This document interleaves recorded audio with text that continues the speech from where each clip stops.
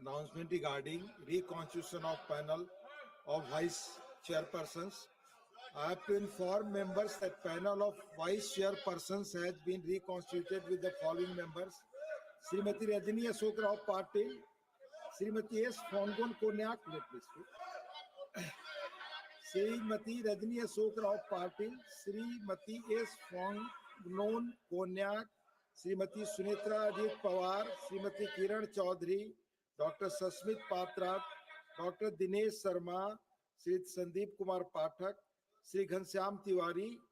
ये पुनः बताऊं आपको, ये I would like to say it again that this is with regard to reconstitution of the panel of vice chairperson.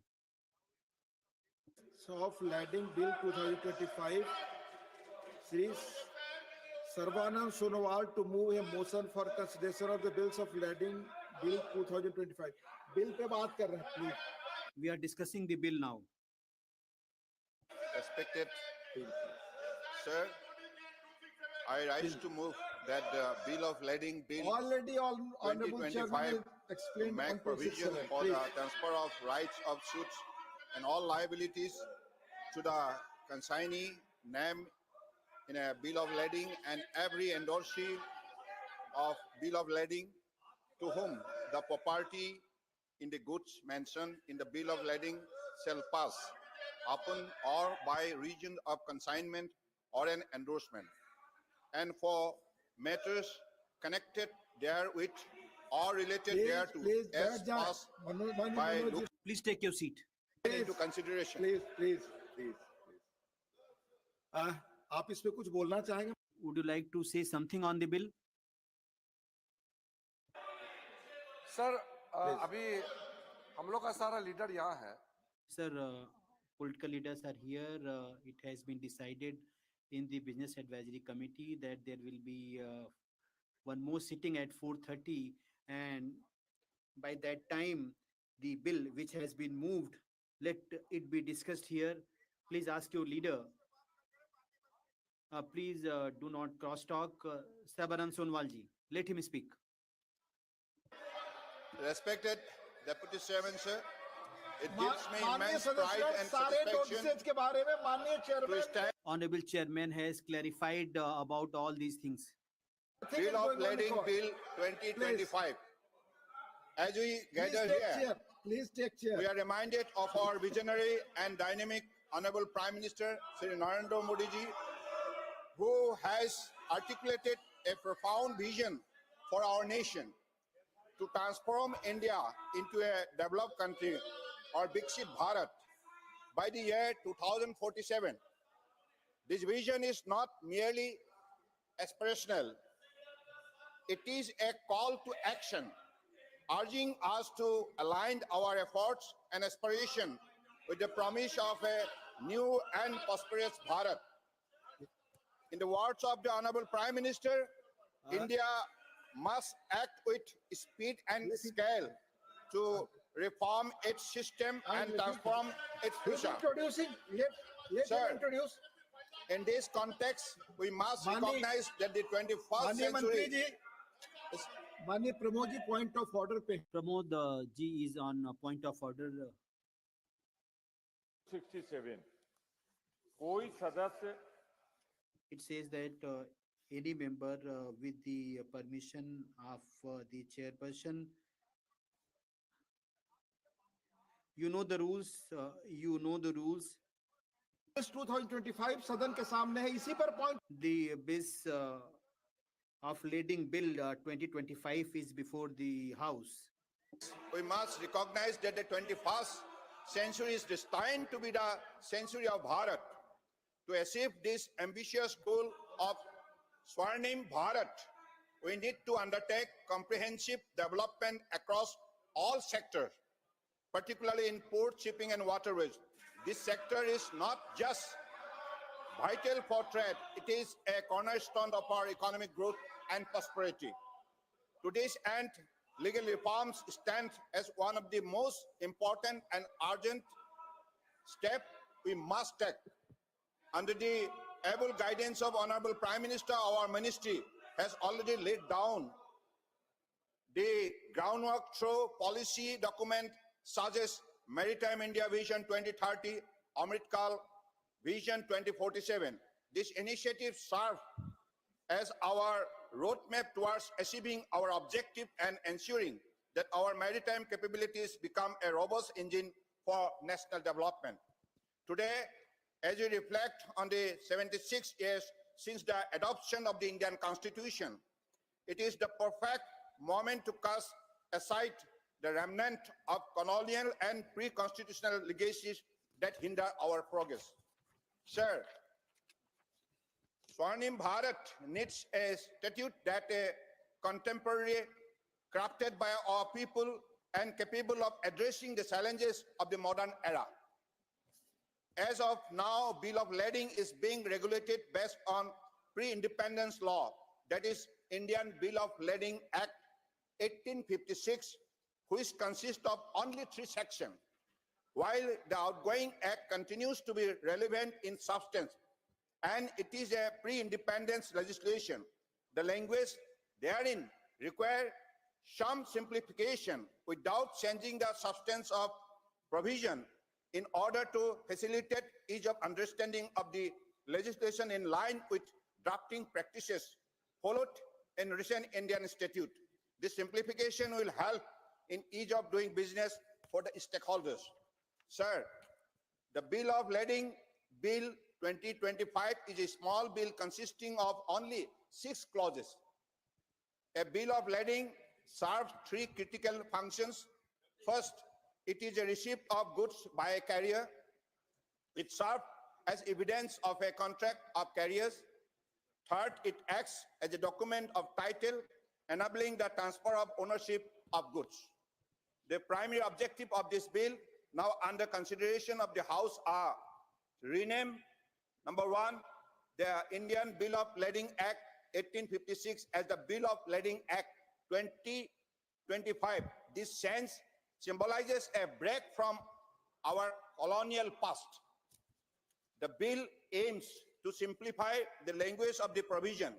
We will rearrange subsections and divide long section into managerial parts to enhance understanding, all while maintaining the essence and spirit of the original act. This aligns with the central government ongoing efforts to simplify laws for the benefit of the public. Sir, this bill introduces a new enabling clause which empowers the central government to issue direction for carrying out the provision of the bill. Will ensure that the provisions are easily and effectively implemented. This will lead to ease of understanding and better implementation of laws. Fourth, the bill incorporates a standard repeal and saving clause, which will repeal the 1856 Act while legitimizing any action taken under the provisions of the old statute. By doing away with the pre-independence legacy of 1856 Act, we paved the way for a modern legal framework that reflects our current realities and aspirations. While these are standard provisions found in all modern laws drafted in India, they will ensure smooth enforcement of new laws. It can be stated that the bill are in line with the constitutional ethos of our country and will certainly facilitate the growth and smooth functioning of India's maritime trade, which because of its significant contribution to the Indian economy is a harbinger of our economic growth and prosperity as a nation. Honorable Sir, the enactment of this new law will mark a significant step in setting the remnant of colonial legislation and will enable us to embrace a contemporary outlook. As the maritime sector continues to grow at an unprecedented pace, we must adopt reformative and straightforward legislation. An easily comprehensible law will not only promote ease of doing business, but also mitigate the potential for litigation between carriers, shippers, and lawful holders of the Bill of Lading.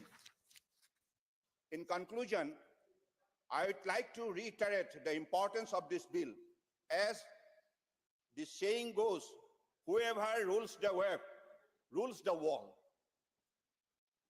It is time for us to take decisive step that will bolster India's position in the global maritime arena. I also feel immense gratitude in stating that the honorable members of Lok Sabha concurred with and passed this bill in the lower house on 10th of March 2025. I thus urge all honorable members of the House to extend their support to this bill. The House may please pass the bills of lading 2025. Thank you, sir. Thank you. Motion moved.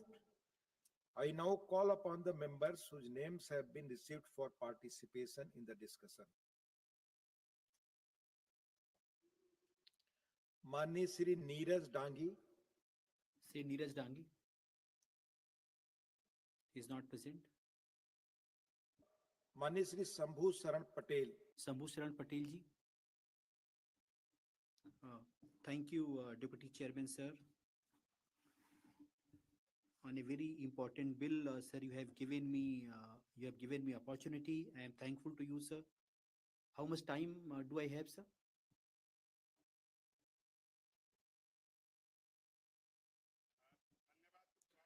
Thank you, Deputy Chairman, sir, for allowing me to speak on a very important bill. Sir, I am thankful to Stabaran Sonwal ji for presenting this bill, and I rise to speak on this bill.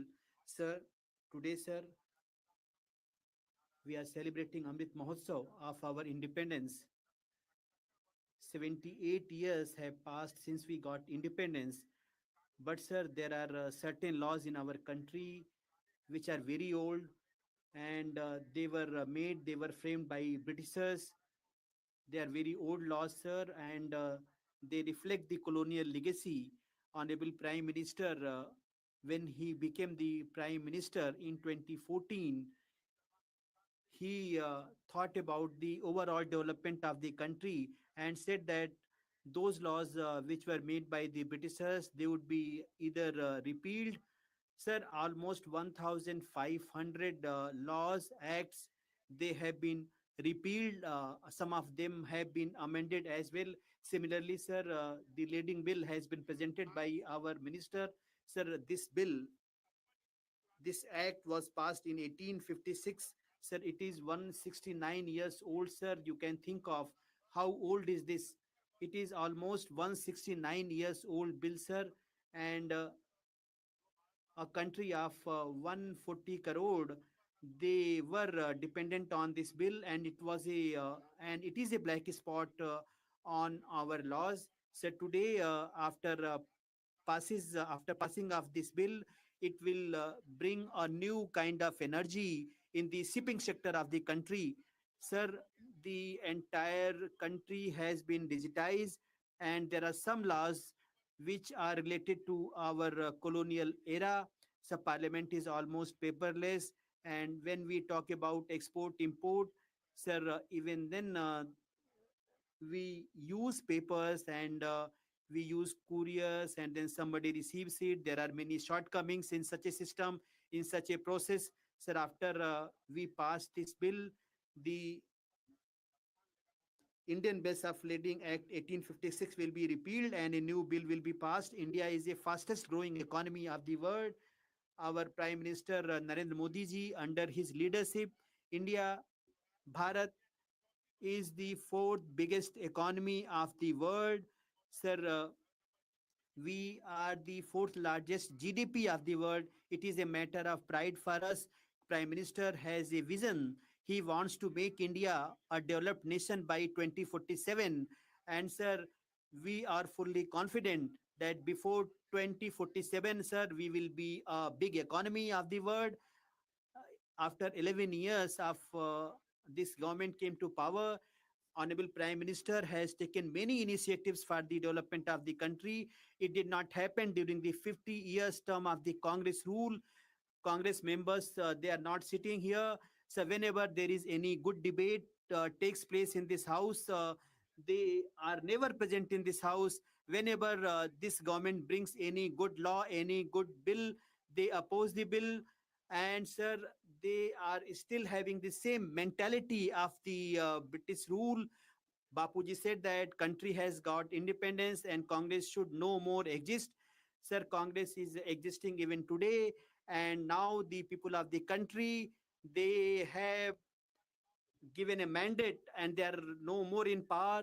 Sir, even if I talk about Bihar, electoral rolls are being revised. Sir, I am coming to the bill only, sir. Sir, it would have been better if Congress members were present here.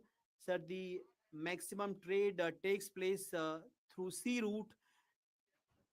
It is easy route, sir, and it is cheaper, and it is a better route, sir. And India is the biggest market of the world. And after this bill is passed, there will be transparency and digital portal. All the information will be available on the digital portal, sir. There is one more important thing, sir.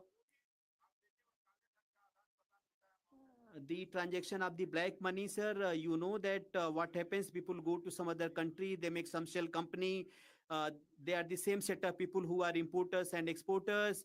They convert black money into white money, and it becomes easy for them when it happens on the paper. But if everything is in digital form, it will be difficult for them, and black money would be curtailed. Sir, the old laws, the archaic laws, there were many shortcomings in those laws. And sir, the bills of lading, there were shortcomings in trade, and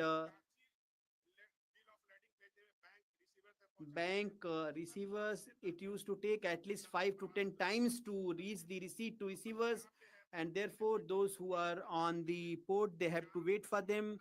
Storage cost would increase because of this, and even the operating cost used to rise because of this, and importers and exporters had to incur financial losses because of this. 4,000 to 10,000 rupees used to be the normal expenditure when all these things used to happen on paper. 22.5 lakh bills of lading used to be released by India, and we would be saving 1,000 to 2,200 crore rupees every year. After this bill is passed, that money would be saved. And sir, the transaction on paper, there were chances of fraudulent practices. Bill of lading, they used to be very prone to theft, and it used to cause a risk to high volume trade. Documents are very necessary, sir, and if they are on paper, there are chances of fraudulent papers to be prepared, sir. It will help now, sir.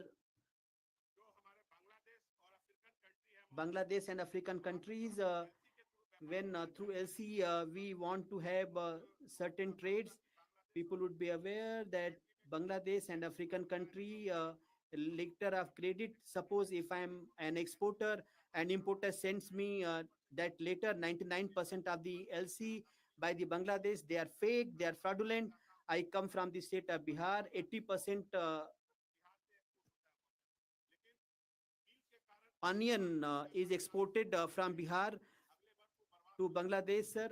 And digitalization is very important. Digitization is very important, and therefore, sir, we will be able to control the fake LC by digitizing the entire process, sir. Honorable Minister is aware, in Bangladesh and in Africa, whatever trade is between us, the LC which we receive, that is ensured. Also, suppose a, a consignment of 100 crore goes to there, the insurers ensure it, and if there is any problem, that money we can get from the insurance company. It is happening to Bangladesh and African countries, and it is very difficult to get insurance. If we are having any trade with African countries and Bangladesh, it will be easy to get LC, and the losses in the trade will be less than the earlier. And insurance companies, they want original documents, and it delays the process.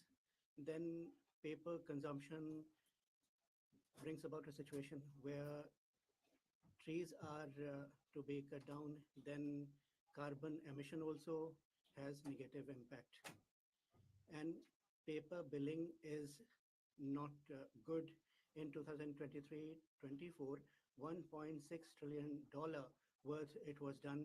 In every container ship, three basic bill of lading is there, and 6 to 10 copies are there, and such a large scale to have documentation and on paper is a difficult thing.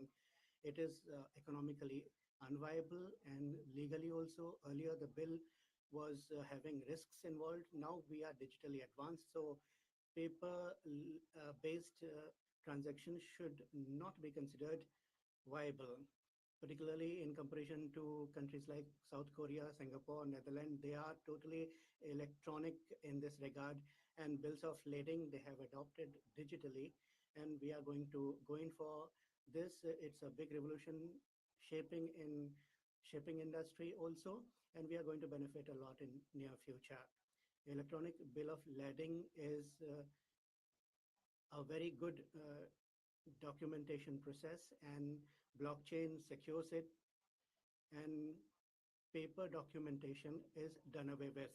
In the new bill, we have transfer or release of goods in a timely manner. All these things have to be completed. Then digital security is provided.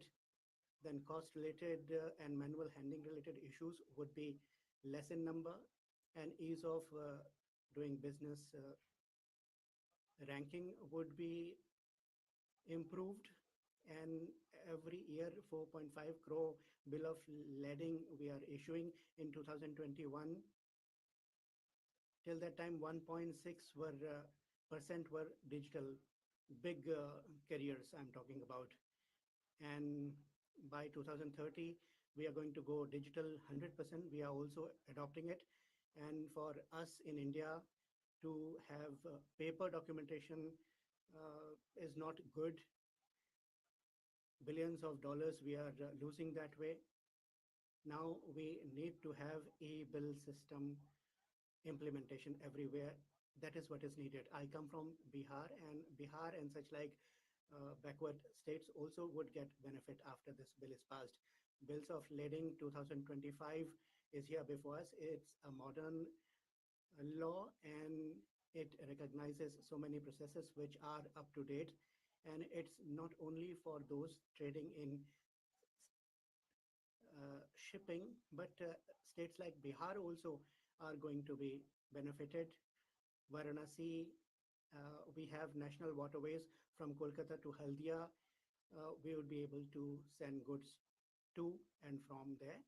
And Patna, Bhagalpur and such like districts are there. Logistics help would be obtained from there, and agriculture and small scale industry like Foxnet industry and processing units, they would be able to benefit. Manually, it was difficult to transport. Digitally, it would be saving a lot of time, and businesses would thereafter benefiting, and container shipping would be facilitated, and there will be opportunities for investment and also businesses. And in local employment opportunities, there will be an increase for Nepal and for northeastern states also. It will pave way for further business improvement processes. And through digital media, we would be able to process the bills, and expeditiously release through clearance would be possible.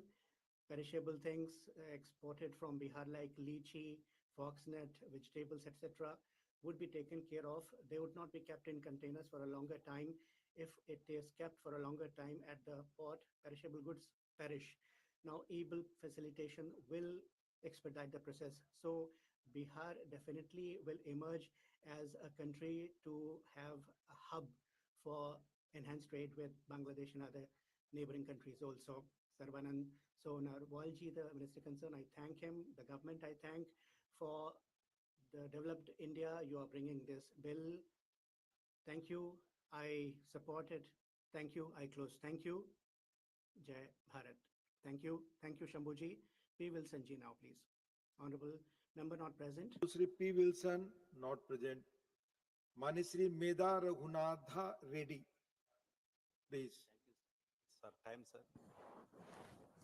3 minutes to speak. Sir. Thank you, Deputy Chairman, sir. I thank you for opportunity to speak on bills of lading bill 2024. This bill is welcome step to modernize India's maritime trade laws and align them with global standards. India's ports handle 95% of trade by volume. A robust legal framework is essential for efficiency and competitiveness.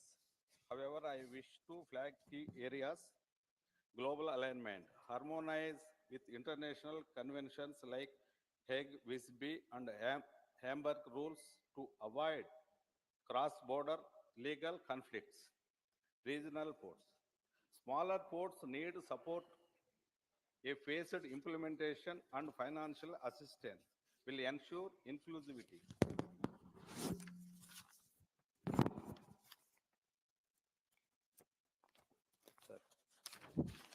Sir, inland waterways include waterways like Andhra Pradesh, Buckingham Canal, vital for coastal transport and disaster mitigation, sir. Digital adoption, recognizing electronic bills of lading e-bills is critical to reduce cost and delays. Dispute resolution, sir, establish a clear arbitration mechanism for faster resolution of maritime disputes like Singapore. Sir, Andhra Pradesh handling 11% of India's cargo traffic plays a pivotal role in maritime trade. Strengthening port infrastructure and capacity building will be vital for this bill's success. The YSR Congress Party supports the bill, urging the government to address these concerns for India's maritime growth, sir. Thank you, sir. Thank you. Mani Shri Niranjan Visi. Mani Shri Niranjan Visi, not present. Mani Dr. M. Thambi Durai. Deputy Chairman, sir, thank you very much for giving me the opportunity to speak on this bill. I am supporting the bill introduced by Honorable Minister. As he said, I was also shipping minister previously Vajpayee government, you know very well. Because at that time also we changed many rules. Now also I am appreciating the Narendra Modi ji has brought so many reforms in the bills. Sir, one thing I want to say, the consignment, when sending so many narcotic drugs they are sending, especially in Tamil Nadu. Most of the Madras port or the Chennai port, there's a Tuticorin port and small ports. Most of the places, drugs are coming inside to Tamil Nadu. Chennai, Tamil Nadu becomes center of the narcotic drugs.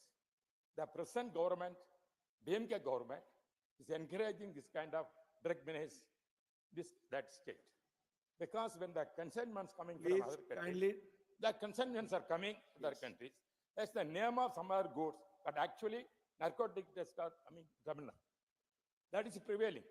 It is because of that narcotic the present government failed to control. Please do not allegate I am present government. No, I am telling, sir, this is what is finding. You I'm telling. mention only narcotics, that's Narcotics, all. because the narcotics are most of the consignments coming from other countries, it affecting the state, law and order. Many people are drugs youth are accustomed to take this drug. It's affecting the new generation. That is a law and order problems there. Custodial deaths also are taking place because of that. Even police people giving these narcotics to the people in the Tamil Nadu and killing the this are making arrest custodial deaths. Recently, it happened when Tamil Nadu, you would have heard this kind of happened. The police death in Tuticorin area and also in Chennai also. This is what I want to bring to the notice of the Honorable Minister through you. This kind of drugs, when the DMK government is encouraging and doing this kind of Please things, speak not on the taking subject, action, sir. taking Speak on the action, subject. You are I very request experienced them man, you know the to rules. see that how to control this kind of drugs coming from Tamil Nadu and see that there will be a peaceful. The elections also coming now. The people are upset from that, upset the present governments fail to maintain the law and order, especially these drug menace. That is why I requesting that central government to take necessary action and see that this kind of activities must be somehow curtailed and see this. This is I'm requesting this. Thank you. Thank you. माननीय श्री अरुण सिंह, माननीय श्री अरुण सिंह. धन्यवाद sir, आपने बोल. Thank you, sir, for giving me the opportunity to speak on this important bill. Basically, bills of leading bill 2025 is before us, and I rise to speak on it. It's been brought after much consideration because Honorable Prime Minister Modi's leadership is known for this policy that infrastructure we have to strengthen across the country. That is the first thing that we have to do. And secondly, we have to do things accordingly so that reforms are brought about and the old outdated laws have to be done away with and replaced by new ones if need be. And innovation has to be brought about, efficiency has to be enhanced, and productivity has to be increased. These are the things because of which we are marching ahead. And comprehensively, now Modi ji's government is moving ahead and the outcome is before us to see. In the world today, we were 11th economy, we came to 5th number.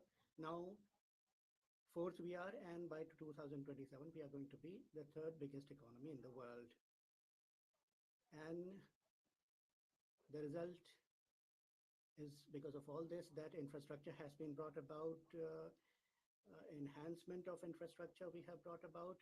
Earlier, China was progressing by leaps and bounds, and we were lagging behind, and GDP was also lagging behind.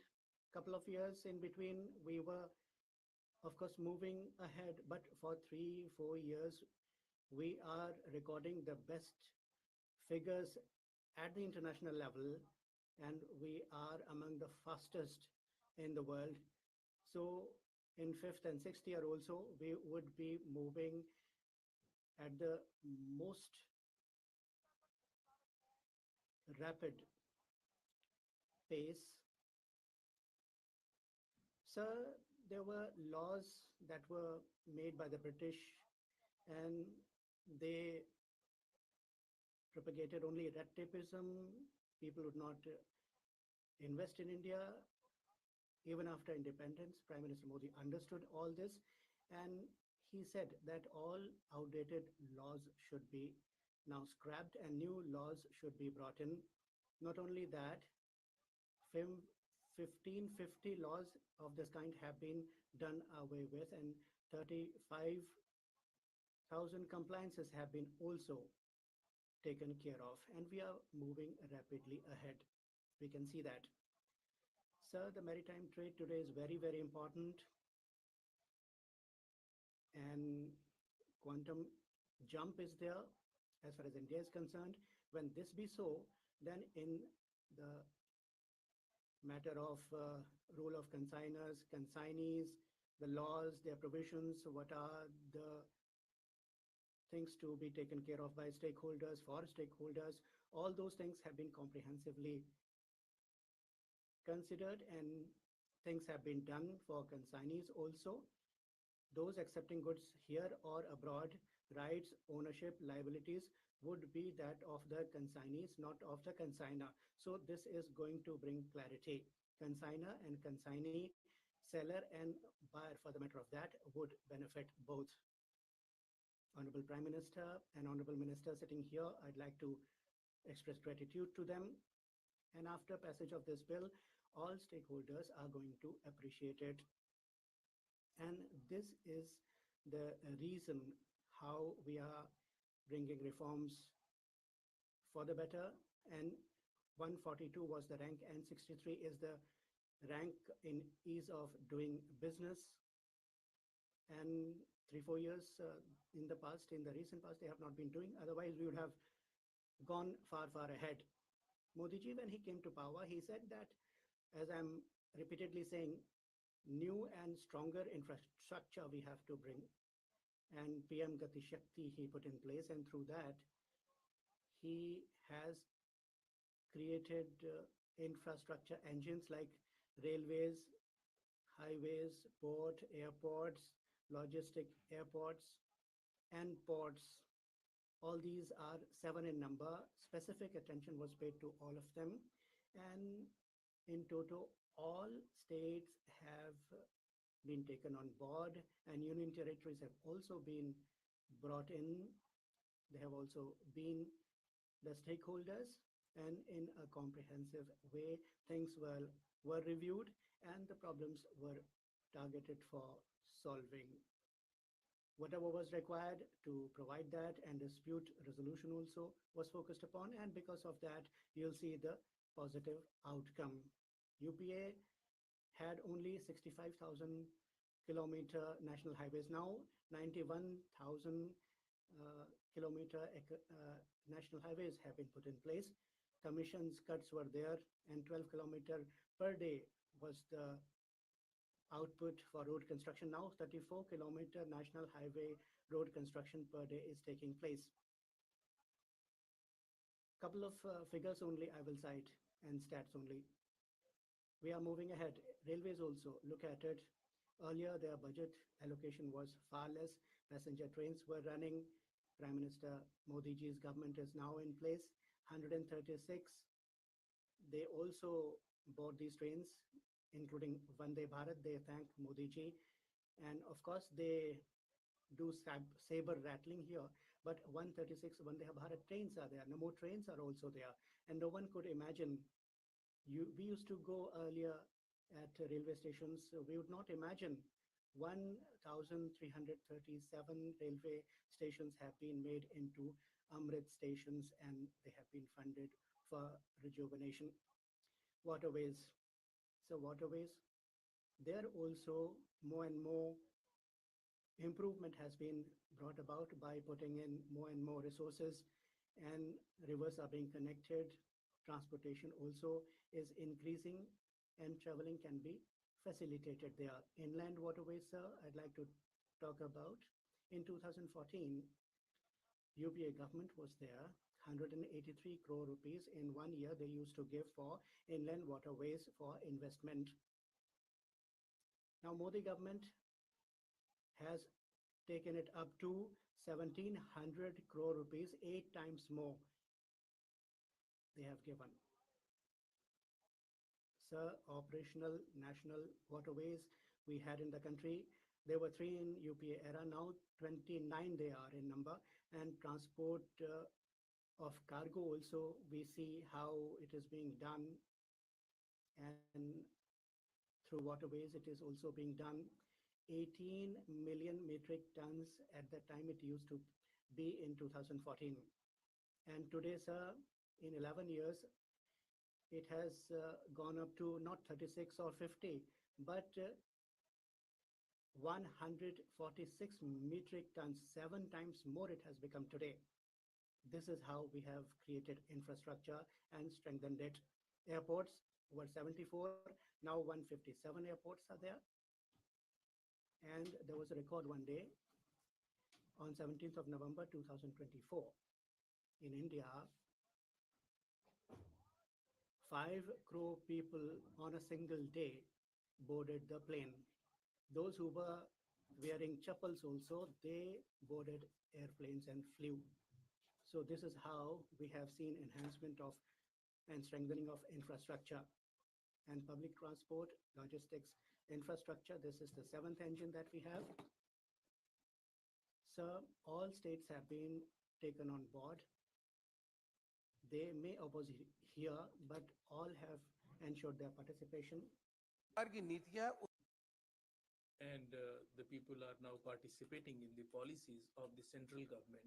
And because of that, when we have a report from World Bank, and it shows the development in logistics, and we have come from 54th place to 38th place, it means we have moved 16 places ahead.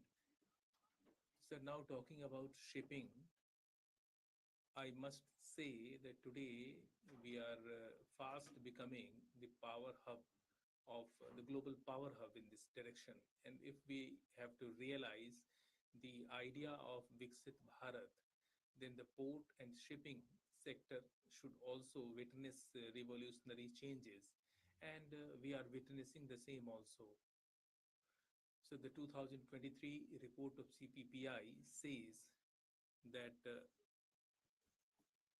out of the 100 airports of the world, India has 10 airports in that list. Sir, it is really a great achievement that we have secured. And sir, if I talk about the work which is being conducted at Badawan Port, we have committed an investment of 76,000 crore rupees in that, and that was inaugurated by our Prime Minister on 30th August 2024. This is the biggest this is the biggest port in Kerala, Nicobar. Also, we are going to construct huge ports, and on the basis of the same, we can say that in the coming days, when India will become a leader in port industry, India will also have maximum cargo freight. And in shipping index, India was at number 44 earlier. Sir, I would also like to substantiate this claim by giving certain figures. So this evaluation is done by an overseas agency. From 44th position, we have come to 22nd position. Sir, on port, there is one thing which is very much important. It is seen that what is your turnaround time, and what is the time that you take in clearance, what kind of logistic you have there. And sir, there is a report by World Bank in this regard. The LPI report of 2023 of World Bank says that the turnaround time of USA is 1.5 days. Australia, it is 1.7 days. Germany, it is 1.3 days. So all these developed countries, they have a turnaround time of more than 1 day, while India's turnaround time is 0.9 days. So it shows our efficiency, and the entire world observes that. And I think the entire country should feel proud that today in the entire world, we are emerging as the best performer. And that is why this is being acknowledged globally. And sir, what was the condition till 2013-14 during UPA regime? At that time, the turnaround time was about 94 hours.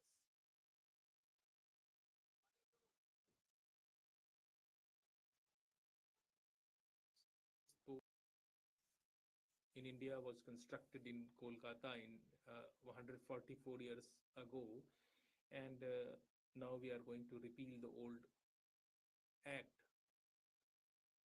And today we have 12 major ports. In 2013-14, the capacity of major ports was 600 million metric ton. And today, instead of 600 million metric ton, our capacity has gone up to 1081 metric ton. And if we take the combined value of the smaller airports and smaller ports and bigger ports, our total capacity has gone up to 2,762 million metric ton. So that kind of volume we have been able to increase. And that is why today India's economic development is on a fast track.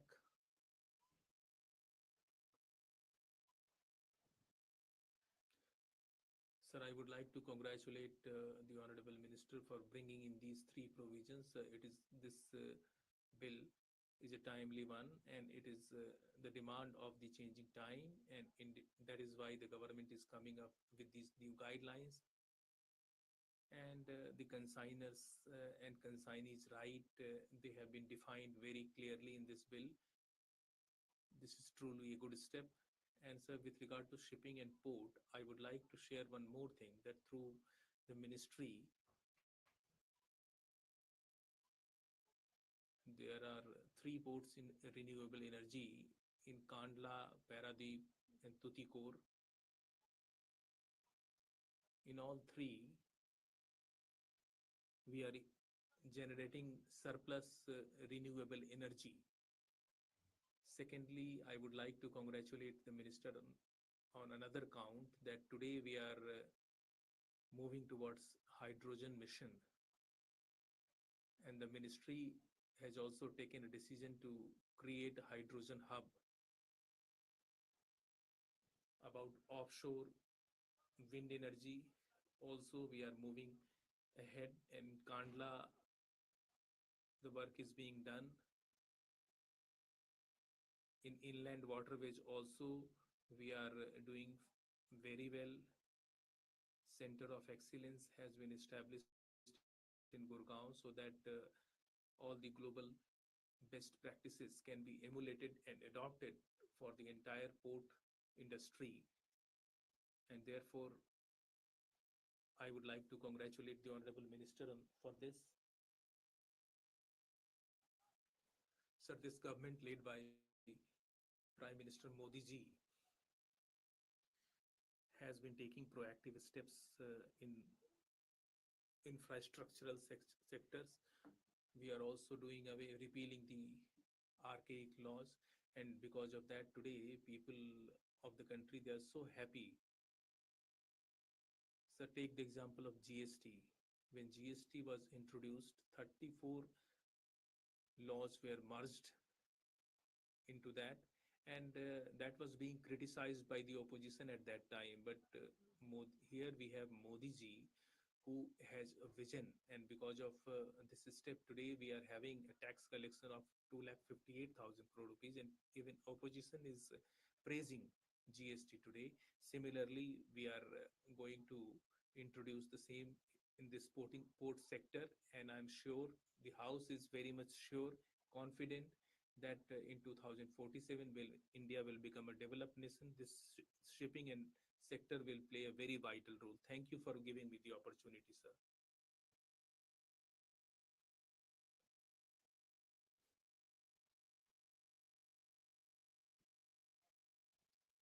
Thank you, Deputy Chairman, sir. Sir, our country and India was a land of gold in the past, and it was only because we had a roaring and robust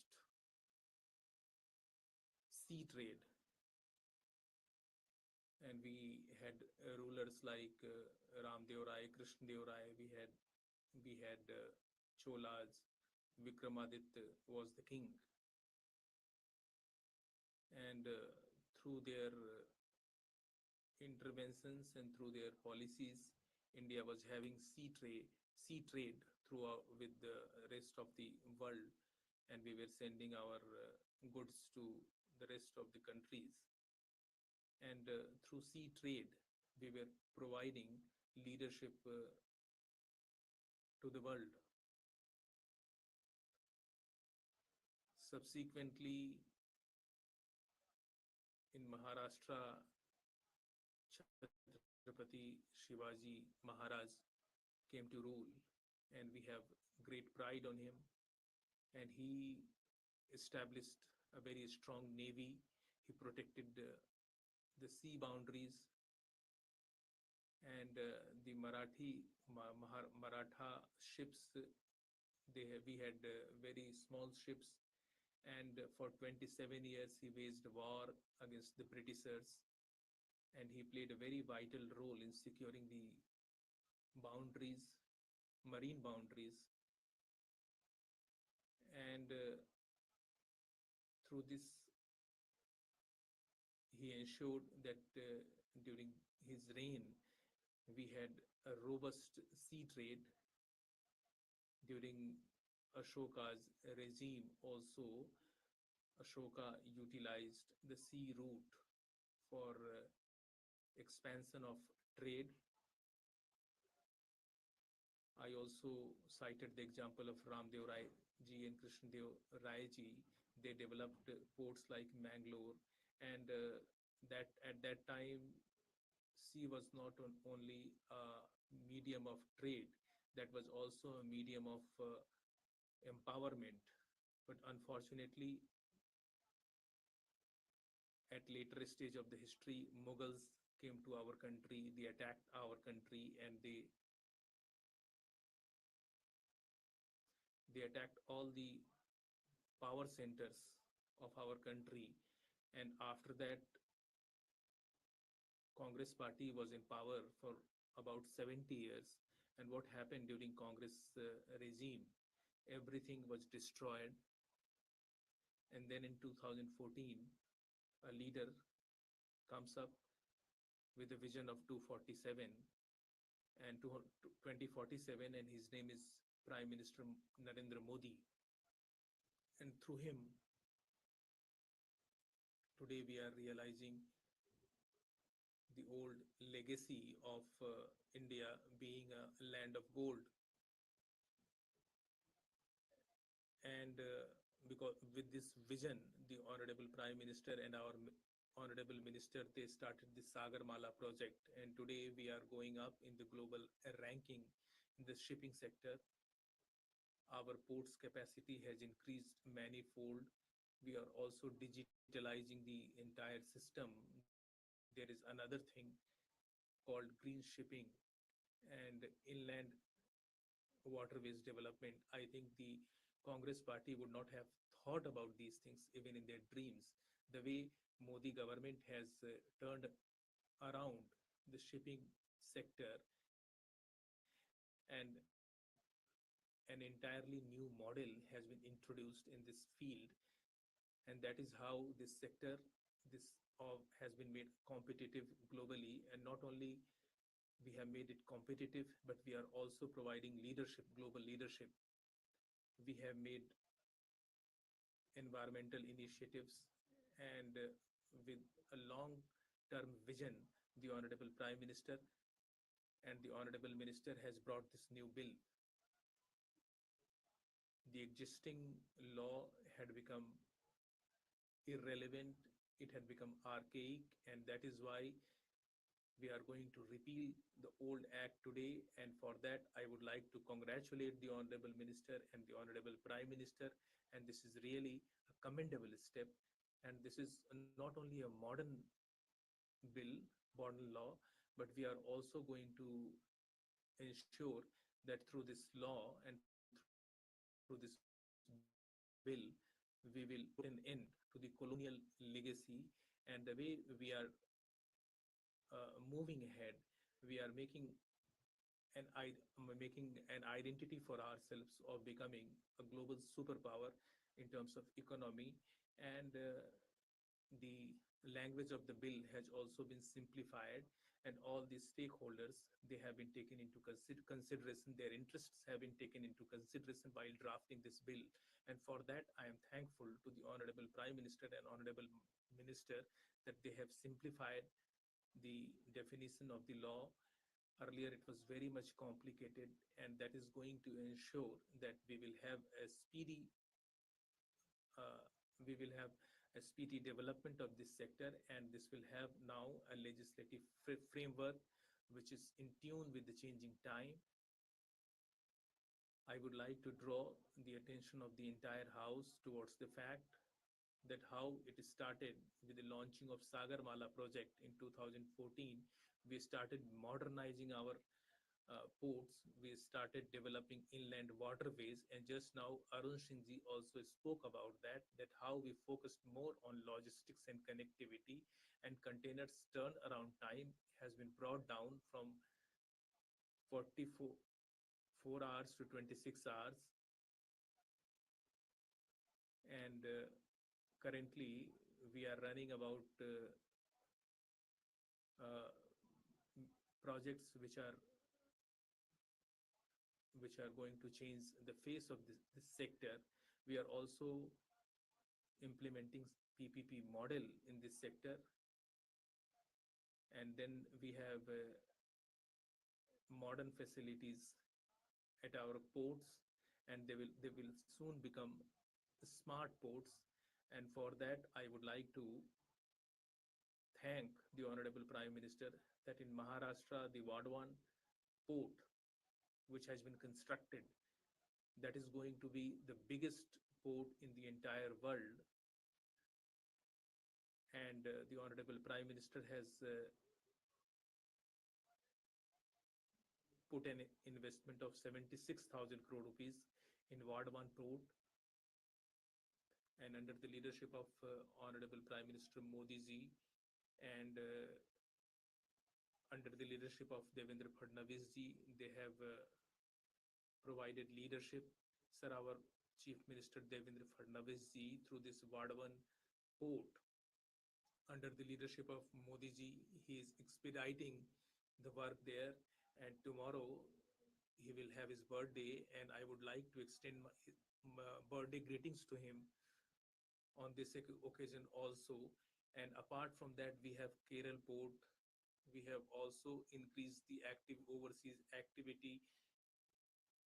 And I've just now mentioned the container turnaround time. The World Bank report says that India's ports are now among the top performing ports in the entire world. The Mundra port is at number 27, and it is only because of the Sagarmala project. And if anybody deserves credit for this, it is the Honorable Prime Minister Modi ji. By 2024, modernization project has been completed in 98 projects with a project cost of 32,000 rupees. Our digital initiatives, they have also yielded positive results. We have set up NBFC. Maritime NBFC was also established in June 2025. So that is how, under the leadership of Modi ji, our country is once again going to reach the glory that we had during the time of great rulers like Chhatrapati Shivaji, Samrat Ashok, Cholas, Chalukyas, and we are once again going to become a land of gold under the regime of Honorable Prime Minister Modi ji. We also have Chintan Shivir in this sector, and in the next 6 months we are going to complete 150 projects. About 4 million GRT top projects are being carried out. New guidelines and new rules have been framed. Green sea and green boats are the new concepts about which the Congress party might not even have imagined. And zero carbon emission is the target for us, and through Green Sea project we will achieve that. We have the PM transition in Cochin. The green tags are being built, and the Congress party would not have imagined about that. They were in power for more than 70 years, but they were lacking any vision in this regard. They could not even think about zero carbon or improving the trade through sea route. We also have projects of hydrogen and energy. In Kandala, the green hydrogen hub is going to be established, and that will also give a very positive signal to the global community We are in inland shipping by 2024. We have set a target of moving towards renewable energy. The renewable energy minister is also sitting here. Through renewable energy, we are going to do further addition in the sea trade. 45 The vision of Amritkal by 2047, which was submitted. This we have launched, and what is the target to make a navigation, to make India a navigation power? And for an investment of 10,000 crores, we have signed so many MOUs, and the entire world must come to know that we have been having continuous reviews, and we have finalized MOUs, and we have had a plan of green hydrogen. And I would like to express gratitude to Honorable Minister that to safeguard our coast and to protect the marine life. A lot of has been done, and our government is thinking about that also. And I would like to express gratitude for that also. Modi government has taken many initiatives, and the laws which were very old, they have been repealed, and new models are being introduced. And on a global level, Indian shipping has been established. Today, my Congress friends are not here. If they were here, they would have come to know. But they do not want to know anything, and they do not have any will to participate in the discussion in the house. They do not want to listen what we are saying about the good work that Modi government is doing. Uh, this government is making India a global power, an economic power, but Congress friends do not participate in the discussion, and I feel very sorry about that.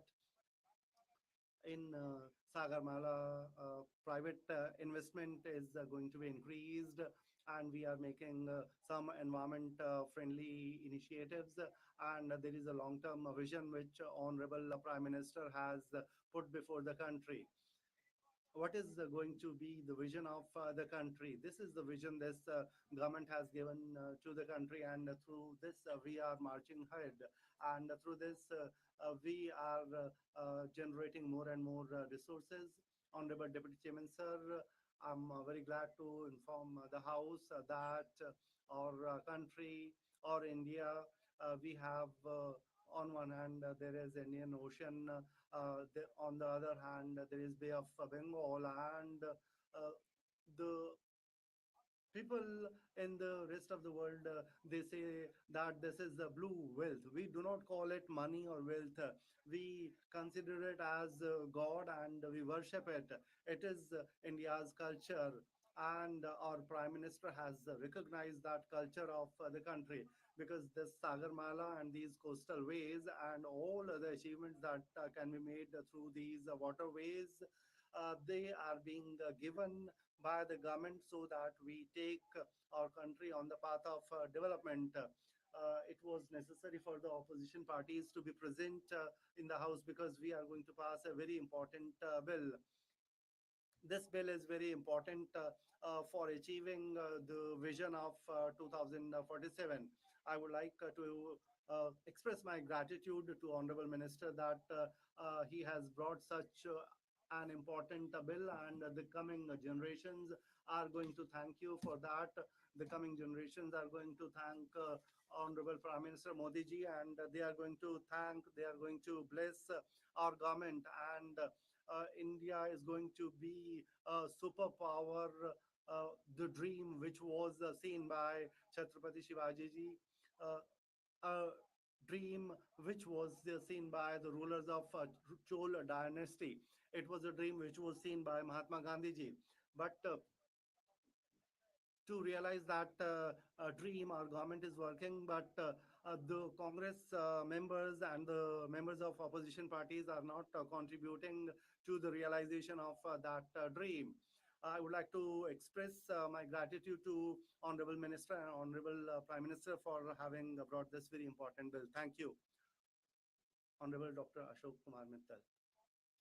Thank you, Honorable Deputy Chairman Sir, for having given me an opportunity to speak on this very important bill of flooding.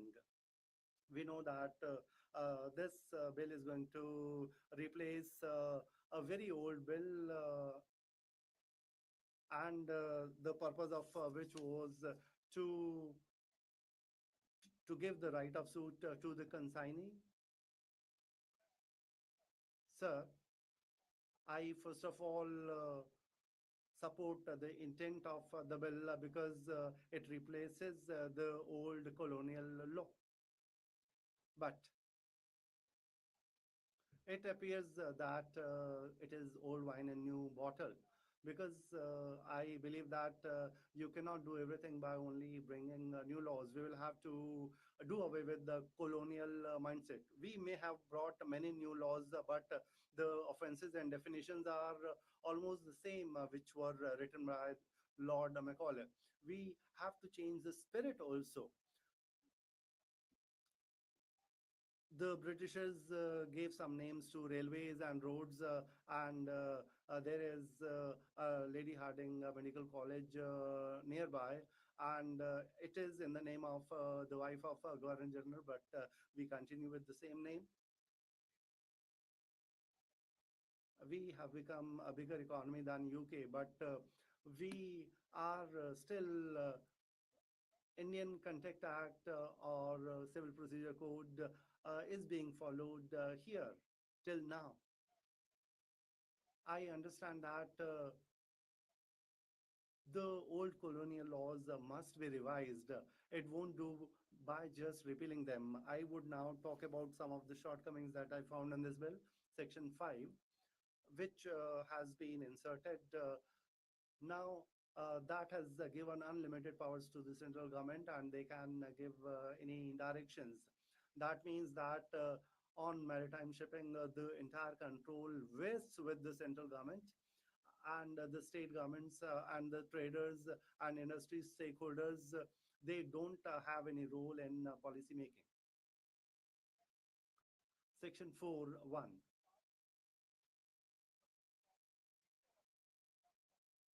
It gives validity to commercial fraud indirectly. It says that if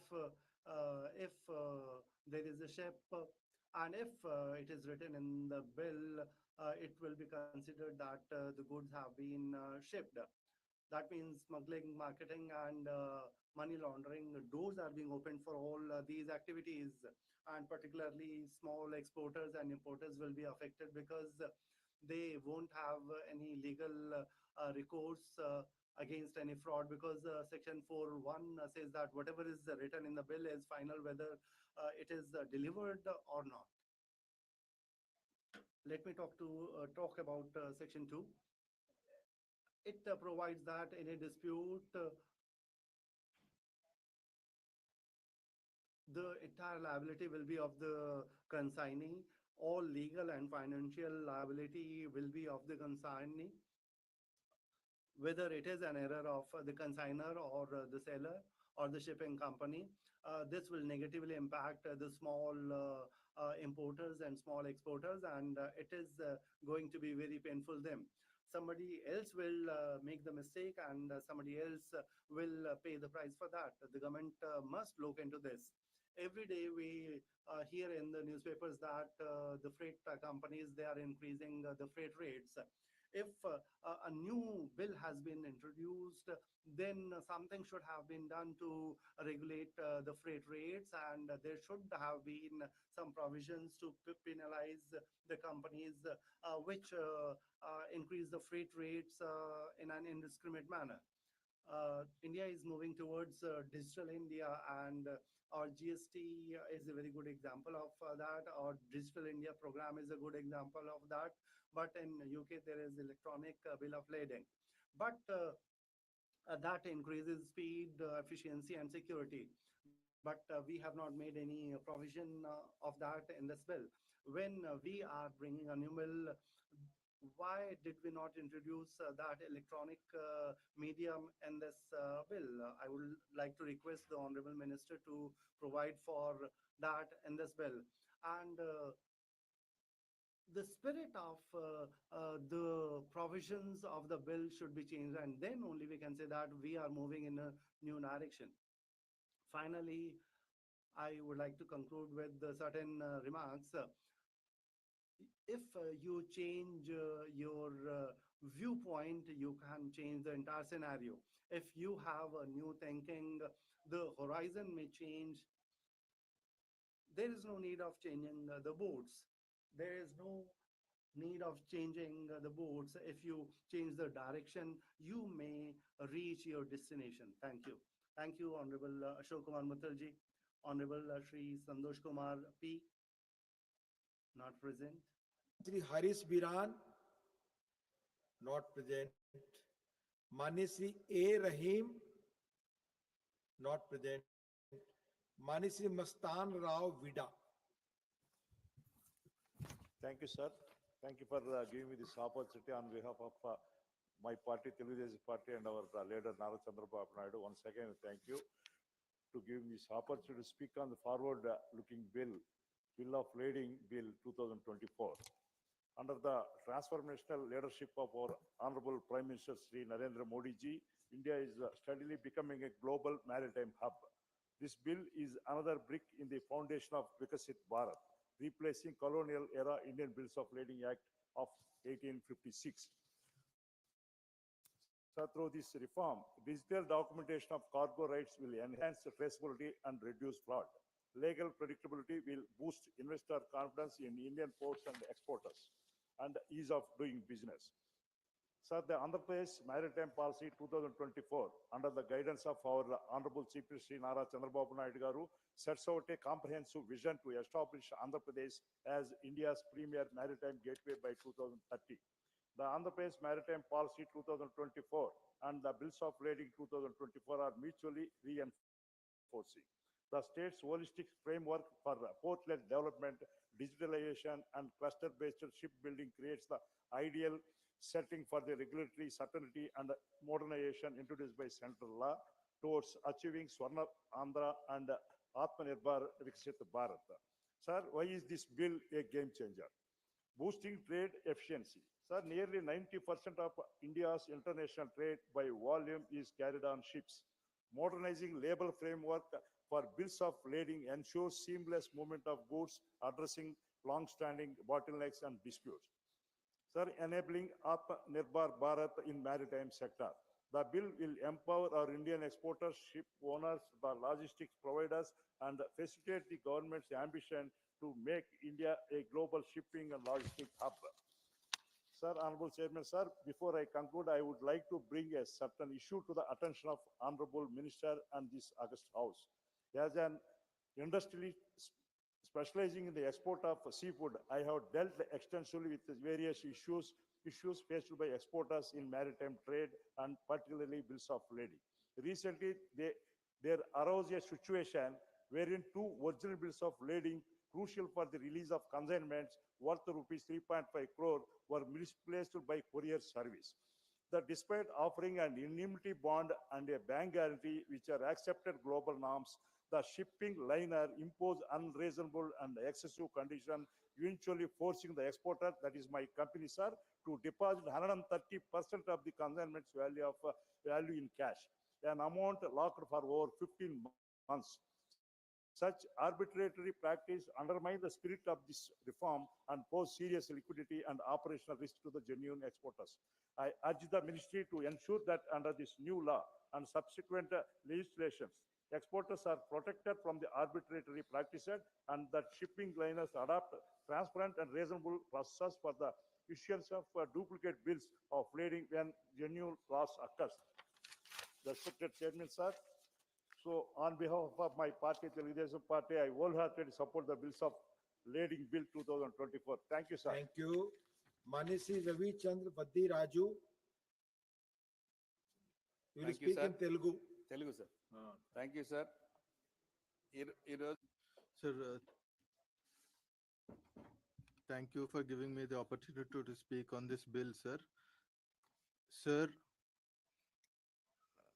I thank this Sarbanan Sonowal has introduced this bill, and sir, we totally support this bill, sir.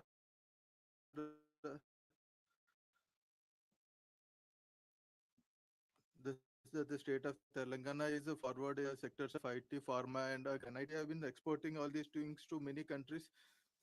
So this will be the very supportful to the country, sir. Sir, as per the clause 2 of a bill of lading, every there are there will be very clarity, and security will be given to the people, and there will be less transactions, sir. This will give more authority to the government.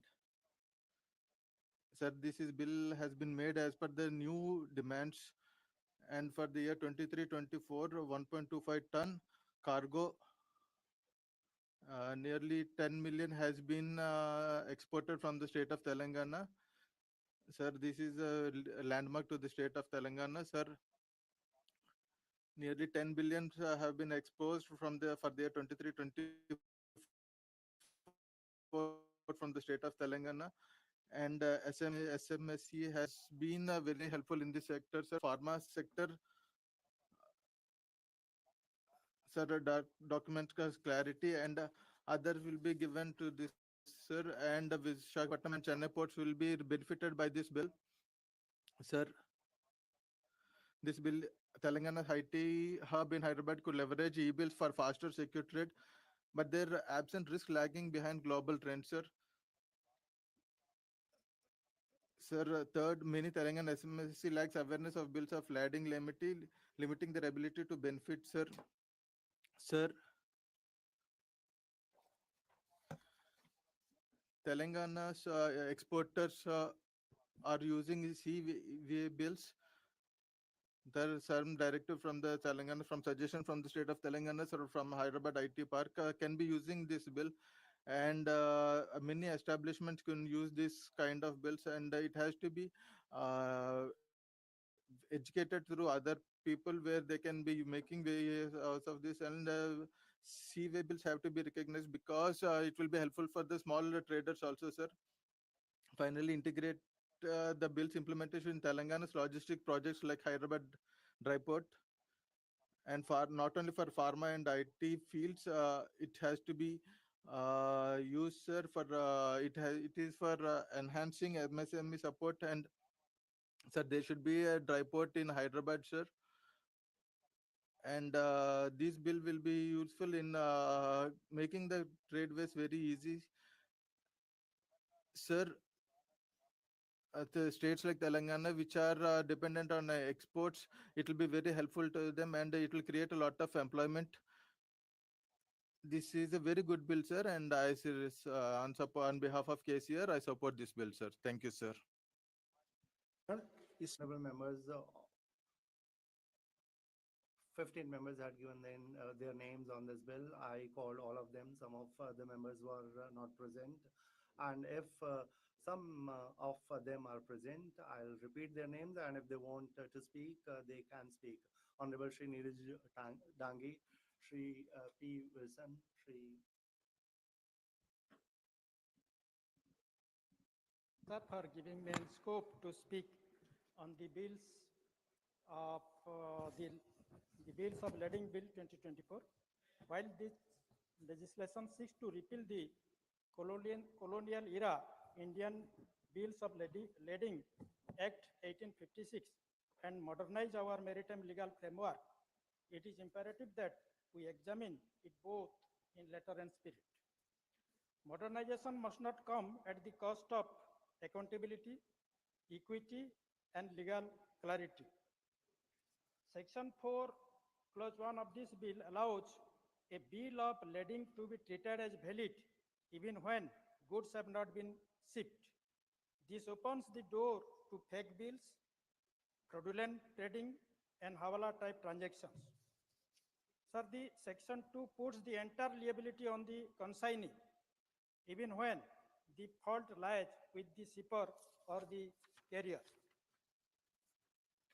This is highly unjust, especially to MSME and exporters.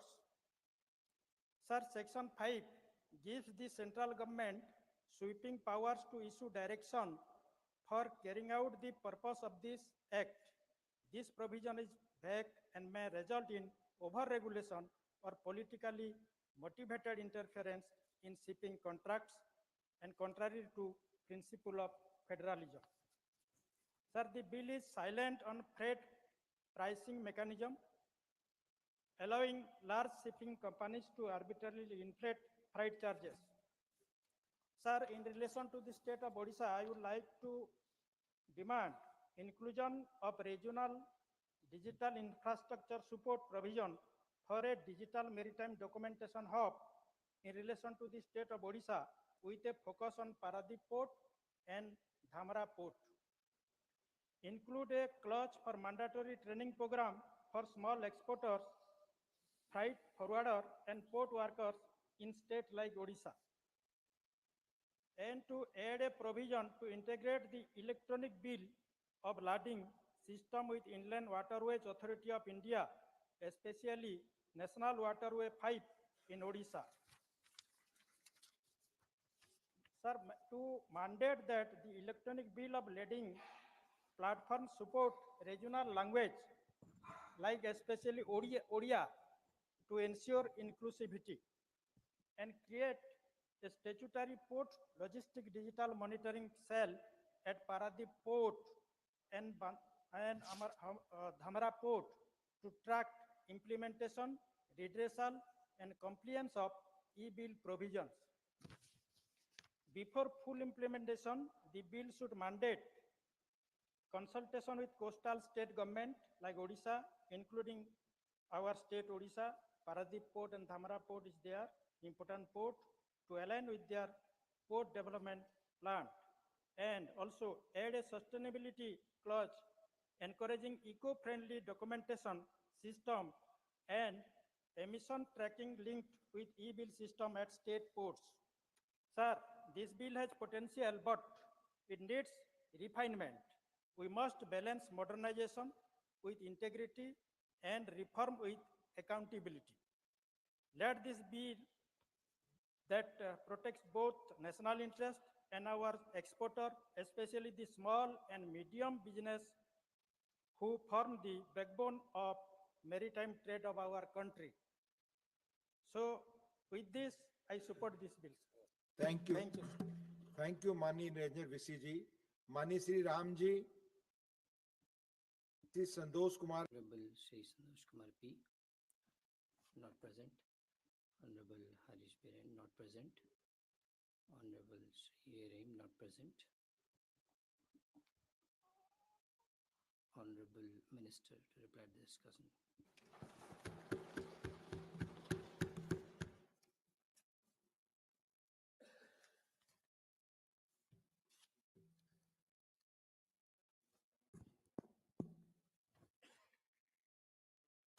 Respected Deputy Chairman, sir. Today, in the Bill of Lading 2025, in the discussion, I have discovered that most of the Member of Parliament have extended their support. I am really thankful to all of you. Namely, Shambhu Sharan Patelji, Medha Raghunatha Reddy ji, Dr. M. Tamburajay ji, Arun Singh ji, Dr. Ajit Madhavrao Gopsade ji, Dr. Ashok Kumar Mittal ji, Mastan Rao Yadav Bedi ji, Ravi Chandra Bediraju ji, Niranjan Bishi ji. As you all know, because after going through your details, observation, species, it has been revealed the fact of happening in this particular ministry. Under the dynamic leadership of Honorable Prime Minister Narendra Modi ji, in the last 10 years, 11 years time, whatever success stories are being created, it is exemplary. If we make the comparison of the data, this data is not developed by our agency. It is developed by international impartial agency. So, in this particular data, this has been revealed the fact that how since 2014, this ministry's vision plan has been developed, particularly under the able guidance of Honorable Prime Minister. Sagarmala program was undertaken, and more than 805 numbers of projects in consultation with all the stakeholders, that is the coastal states and union territories. 805 numbers of projects has been identified and targeted to implement it within a span of 20 years, and by spending more than 5.5 lakhs crore. So in this last 10 years time, whatever vertical was set to bring freshness and energy to this ministry and its activities and approach. First of all, under Sagarmala program, it was targeted to make all the port modernization, mechanization, digitization, to develop its capacity and also for the sustainable quality operation of the ports, and to make it a world-class level of ports, particularly in terms of handling the cargo, because that is the key to this ministry. As you all know, we handle more than 90% of the EXIM cargo by volume, 70% by value. We have a huge responsibility. We being the largest transporter of the country, we have to perform it effectively within a time frame. That is why the modernization was most demanding part to get the entire operational procedure qualitative and also satisfactory to the global operators. Then port-led connectivity enhancement. Earlier, there is no connectivity, particularly without railway network, roadway network, it is impossible. And with the presence of all the concerned ministries, particularly Ministry of Finance, Customs, Immigration, etc., etc. So all being properly synchronized, as a result, it was being operated in a very, very integrated approach. That was done effectively, and ultimately all the major ports of the countries are being well connected with railways and roadways and with other relevant agencies, offices available within the port's premises. Then port-led industrialization. The item which was meant for global market, that is to be manufactured close to the ports so that connectivity can be well developed, and also time can be saved and targeted destination can be arrived within a targeted or stipulated time frame. Then coastal community development. All the coastal communities, their employment, their entrepreneurship, their skill development, and also the fishermen's interest.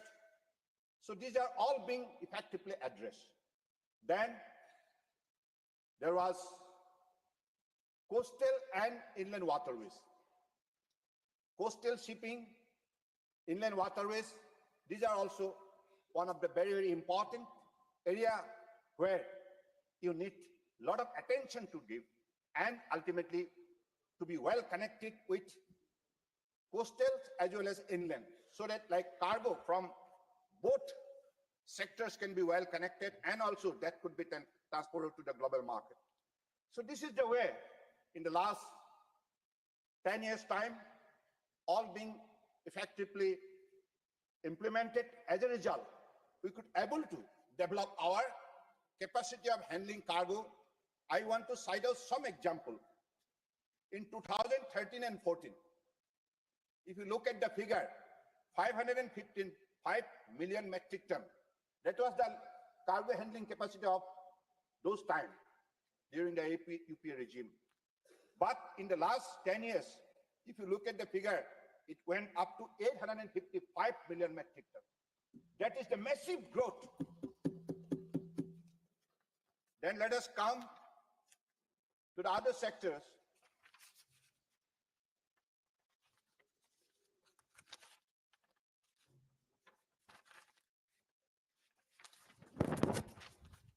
Yes, coastal shipping. In 2013-14, the coastal shipping was limited to 87 million metric tons. Now, because of the modernization and also developing the efficiency of the port, it went up to 165 million metric tons. Even in the inland waterways, it was limited to 18 million metric tons. Now it went up to 145 million metric tons. This is the massive growth story of our ministry. It is only possible because of the Honorable Prime Minister's vision and his untiring effort. And time to time, there is always a call from the PMO office that you are to take up this project, that project within a time frame. So this is the, level of commitment and dedication and devotion for the people of the country. That is why this exemplary success story. And I believe we should all be very much happy that Honorable Prime Minister has already set a target for us that by 2047, we should become one of the top 5 shipbuilding nations in the world. Top 5. So this is the power of his vision. And that power empower us to surge up and also to put our effort in the right direction within the right time. So this is the, I believe, where Honorable Prime Minister is inspiring the whole nation. And as a result, India is now positioned as the 4th largest economy in the world. And by next 29, we are going to be of course, we are going to become 3rd largest economy in the world. No doubt about it. Because every ministry, day and night is working hard with best of their sincerity and best of their performance.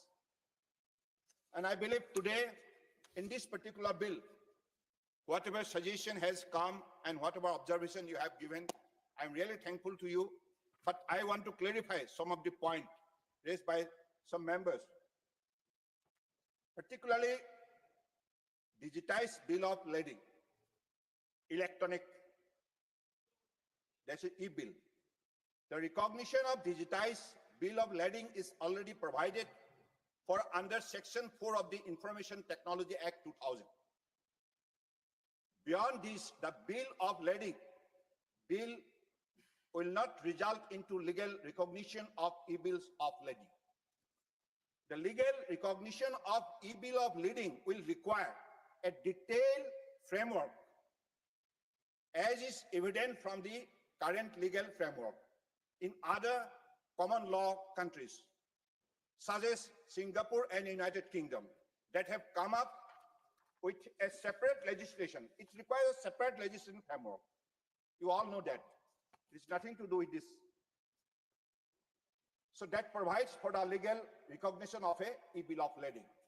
It must be understood that e-bill of lading are not simply an electronic form of paper bill of lading. Since transactions involving e-bill of lading use electronic platform, they have greater implication, distinct from any transaction involving a paper bill of lading, especially in case of the transfer of an e-bill of lading. However, devising a detailed legal framework and the overall architecture for recognition of e-bill of lading needs a wide range of stakeholder consultation. Because whatever we have brought, the idea in the form of the bill, it was done after going through detailed stakeholder consultation. Not only with the bank or market players, but also with the technical expert who understand the implication of electronic transaction involving e-bill of lading. So I believe this is the way we are to proceed for the future course of action. And may I ask इस सदन में Today in this house, especially, I would like to thank Honorable PM Modi ji.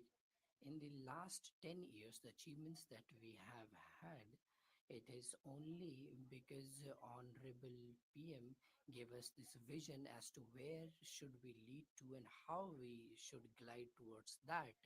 And the experience that he has shared with us and the directions that he has given, we have complied with that, and this ministry has day and night and in all the verticals, and how we can come up with the best results. This is where the ministry is working for. So the legal reforms, these that are here was needed, and why should we be guided by the British law? we have our legal wisdom, legal knowledge, legal skill. Everything is available within our personality. So why should we bank on the,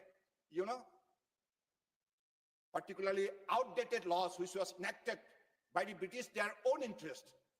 So I believe this particular repeals definitely is going to give us a fresh boost and also fresh vision, so that with our Swabhiman tomorrow, Swarnim Bharat ke liye, hum for the golden India, we need to contribute with these words. I would like to thank you, Honorable Deputy Chairman, sir, and I would like to place my thanks for all the honorable members of parliament. And with this, I request that this bill should be passed. Honorable Minister has already answered. Now, Shri. Of the Bill of Lading 2025. I move that the bill be passed. The question is that the Bill of Lading Bill 2025 has passed by Lok Sabha be taken into consideration. Those in favor will please say aye. Those against will please say no. I think the ayes have it, the ayes have it, the ayes have it. The motion is adopted. We shall now take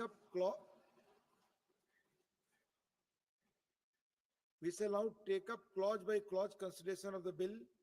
Clauses 2 and 3 stand part of the bill. Those in favor will please say aye. Those against will please say no. I think the ayes have it, the ayes have it, the ayes have it. Clauses 2 and 3 are adopted. Clause 4 stands part of the bill. There is one amendment. Number 8 by Dr. John Britas. Dr. John Britas not present.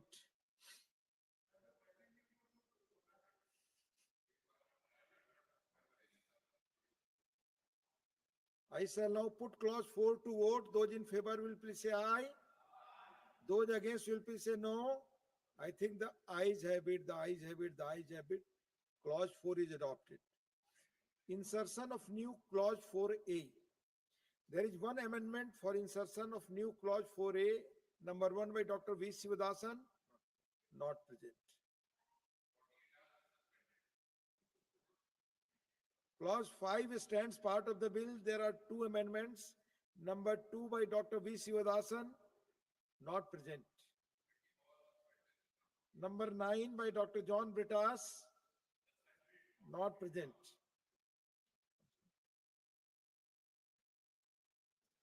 I shall now put the amendment. No.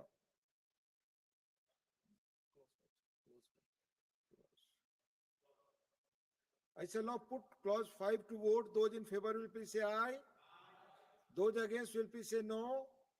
I think the ayes have it, the ayes have it, the ayes have it. Clause 5 is adopted.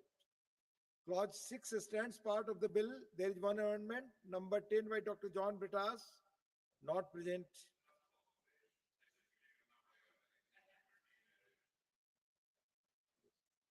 I shall now put clause 6 to vote. Those in favor will please say aye. Those against will please say no. I think the ayes have it, the ayes have it, the ayes have it. Clause 6 is adopted. Preamble stands part of the bill. There are 5 amendments. Number 3 to 7 by Dr. John Britas, not present.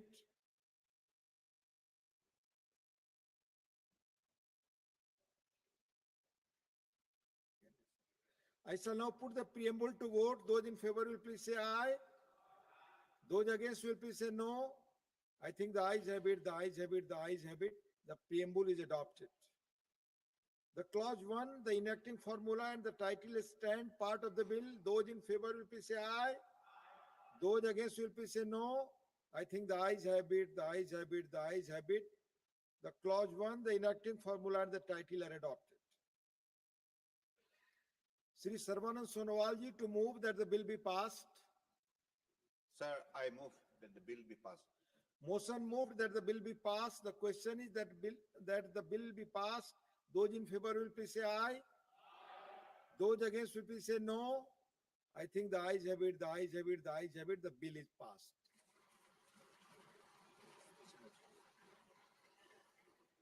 Now special mentions. Dr. Bhim Singh. Dr. Bhim Singh ji. Dr. Bhim Singh not present. Sri R. Dharmar not present. Dr. Ajit Madhav Rao Gopchade demand for framing the necessary rules to regulate matrimonial websites. धन्यवाद सभापति Thank you, Deputy Chairman, sir. for framing of necessary rules to regulate matrimonial websites. Bharat में Sir, in our country, as far as institution of marriage is concerned, various websites are working in this field, and these websites, these platforms are facilitating people to have their life match as far as information, locality, and other attributes are concerned. But one person has been nabbed from Chhattisgarh as the mastermind of one matrimonial fraud website, and this platform was complicit in duping more than 500 people across the country. And this person had made 6 such fraudulent websites, and in the name of matrimony and such alliances, this website was duping people out of their money, and a great amount of money was involved, sir.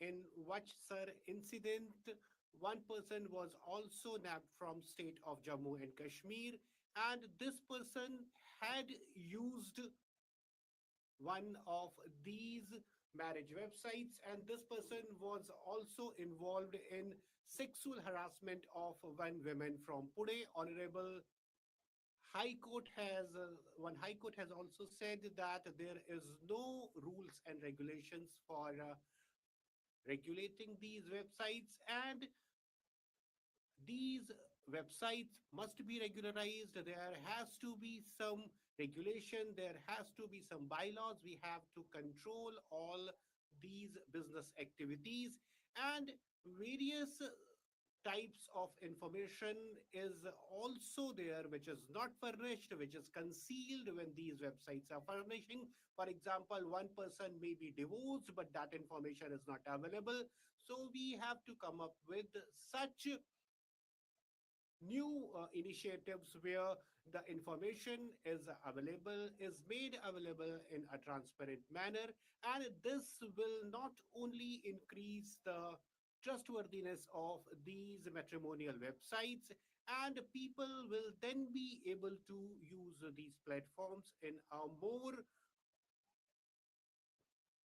convincing way. So I have to urge upon the government that the regulation of these websites be made available in the country. Madhav.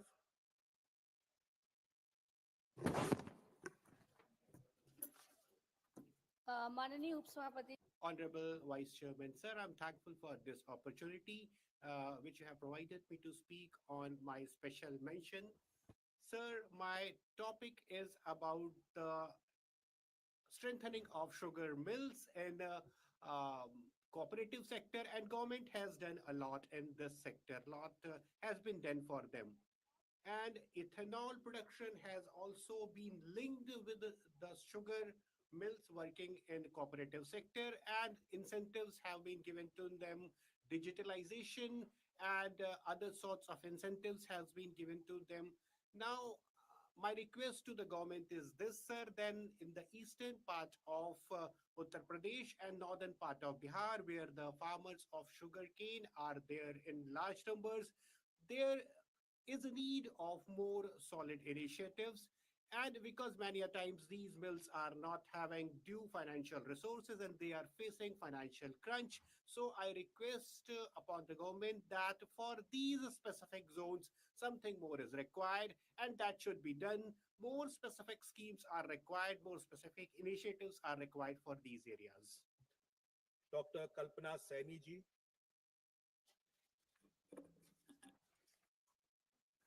माननीय उपसभा Honorable Vice Chairman, sir, I wish to have attention of this August House towards one very sensitive issue. It is about what impact studying in the schools is having over the eyesight of the school children. On one side, we have made schools and school education available to all students in this country, but we are also finding that their eyesight is being severely impacted because of various sorts of IT and computer initiatives, and students are using study platforms on website on computer screens, on their mobile screens. So this is not only impacting their eyesight, this is also impacting their intellectual capabilities, and this is also impacting their mental health. So sir, in this scenario, I have to request that digital homework should be taken care of. The amount of this sort of homework should be taken care of. All sorts of safeguard for eye health should be made available to the students. Awareness program should be initiated because students has to be sensitized regarding the health of their eyesight. Lastly, Honorable Sir, through you, I have to urge upon the government through you, sir, that in this regard, as far as eyesight of our school children is concerned, we have to come up with one national policy, and that policy should be capable of safeguarding their eyesights because of these new technological initiatives.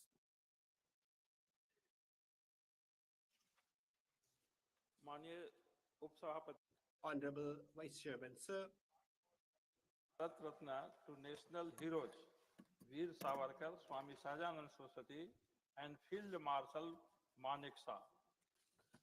देश की उन तीन महान these three great persons of the nation, sir, and I have to get the attention of this August House towards these three great personality. Veer Vinayak Damodar Savarkar is one such name who is actually a symbol of self-sacrifice and great ideological strength. He served 2 life imprisonments, and despite that, he never bowed before the colonial forces. And he has been inspiration of various other revolutionaries, perhaps including Sardar Bhagat Singh as well. Then, Sir Sardar Bhagat Singh is one of those revolutionaries who was inspired. Then, Sir Swami Shraddhanand was also a great name in this regard, and he worked for abolishment of zamindari system, and he worked for upliftment of lower classes. Finally, sir, Field Manek Shah was responsible, he was the pivot of a great military win this country has achieved, and his strategic genius has etched a very specific history as far as military might of this country is concerned. For these three names, sir, Veer Damodar Savarkar, Swami Shraddhanand, and Field Manek Shah, these three names, these three personalities should be given Bharat Ratna, and that is a very important, sir. This will not only honor them, this will also strengthen peasantry and the youth of this nation, and that will become inspirational for one and all. Thank you, sir. The subject is demand for strengthening the mechanism of cyber security in the country. I rise to draw the attention of this House to alarming rise in cyber frauds and digital finances crimes across the country. As we move towards the robust digital India, our citizens are increasingly adopting online banking, UPI, and other digital payment modes. While this transformation has empowered millions, it has also opened new avenues for sophisticated fraudsters to target innocent people, especially senior citizens and those in rural and semi-urban areas. I would like to commend the Government of India and the Reserve Bank of India for issuing timely advisories to the bank and payment operators, and also the CERT in for continuously strengthening our cybersecurity framework. The recent steps taken to create awareness through campaigns like Cyber Jagruta Abhiyan are indeed commendable. However, considering the evolving nature of cyber threats, there is a pressing need to further tighten enforcement mechanisms, enhance rapid response systems, and promote widespread digital literacy at the grassroots level. We must also encourage state governments to set up specialized cybercrime cells and ensure adequate training for law enforcement personnel. I urge the Ministry of Home Affairs, Ministry of Electronics and IT, and other concerned agencies to intensify their efforts so that our citizens can continue to trust and benefit from our digital revolution without fear of vulnerability. Thank you. Thank you. Shri A. Rahim ji, not present. Dr. Medha Vishram Kulkarni ji. Thank you, sir. Sir, my subject is need for cancer prevention and treatment measures in rural areas of Maharashtra.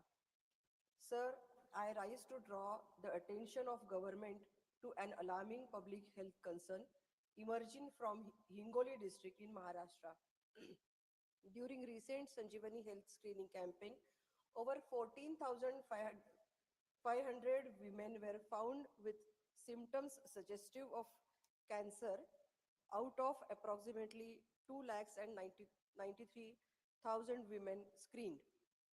This situation underscores the critical need for early detection, timely diagnosis, and accessible treatment, especially in rural and underserved regions. While such mass screening campaigns are laudable, they must be strengthened with robust follow-up mechanism and medical infrastructure. I urge the government to consider the following immediate measures. Establish and upgrade diagnostic facilities at local health centers for mammography, cervical screening, and biopsy services. Deploy mobile oncology units in remote areas to ensure on-ground diagnosis and early stage intervention. Launch targeted awareness drives to educate women about early warning signs and remove the stigma associated with cancer. Leverage schemes such as Ayushman Bharat, Mahatma Jyotiba Phule Jan Arogya Yojana to cover diagnostic tests and treatment comprehensively. Maharashtra reported the second highest number of cancer cases in India in 2023, with around 1.21 lakh new cases. This number reflects a growing cancer burden in the state, particularly among the women in rural areas. This is a silent crisis that requires a multi-sectoral, urgent, and sustained response. I request the government to ensure that early detection leads to timely care and positive outcomes for for every woman affected. Thank you, sir. Thank you. Shri A.D. Singh ji.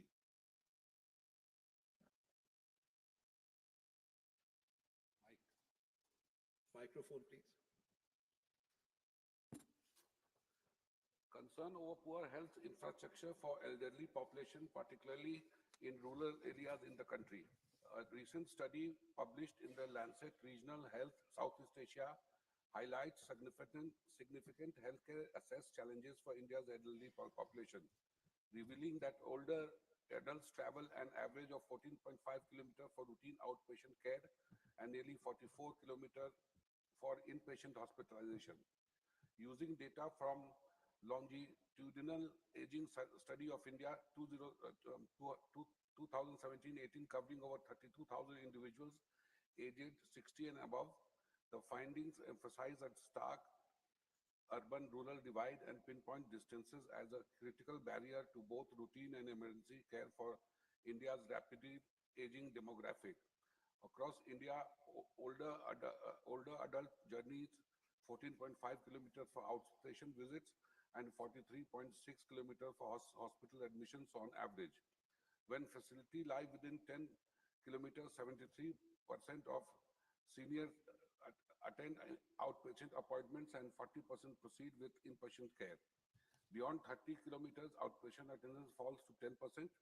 Approximately 95% of older patients rely on private vehicles, while only 5% use ambulances, regardless of their places of residence. Urban seniors typically find healthcare within 10 kilometers, whereas rural elders travel about 28 kilometers for the same outpatient services. For inpatient care, rural journeys average nearly twice the distance of urban trips, exacerbating delays and risks associated with chronic conditions. In hilly and remote states such as Nagaland, Mizoram, and Himachal Pradesh, more than one-third of older adults travel over 60 kilometers for hospitalization. These insights call for targeted intervention to bridge geographic gaps by strengthening local health infrastructure, community transport, and empowering community health workers, particularly in underserved rural regions. I urge upon the government to reevaluate the healthcare infrastructure and policies to better accommodate the need of the aging population. Thank you. Thank you. Shri Mayank Kumar Naik ji. Thank you, Sabhapati ji. Thank you, Vice Chairman, sir. Policy for the given annual rent or compensation for to the farmers affected by the oil and gas pipeline. मैं सरकार का Sir, I wish to have attention of this government towards one very important issue, sir. Various of the lands of this country is having pipelines and oil lines running under them, and one-time compensation is given to the farmers, but the land is utilized for these pipelines for many years to come. So because these oil wells and these other things are there installed on the farmer's land, but the one-time compensation is not working for them. Time compensation should be replaced by yearly royalty being given to them, or the compensation given on yearly basis. Sometimes for some sort of policy change is required in this regard, because that will only compensate them sufficiently. Bhai Jason Bhai Desai ji. Thank you, sir.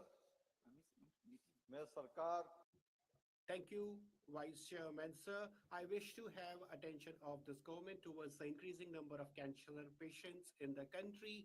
This has become alarming, sir, and this is impacting huge number of citizens in our country.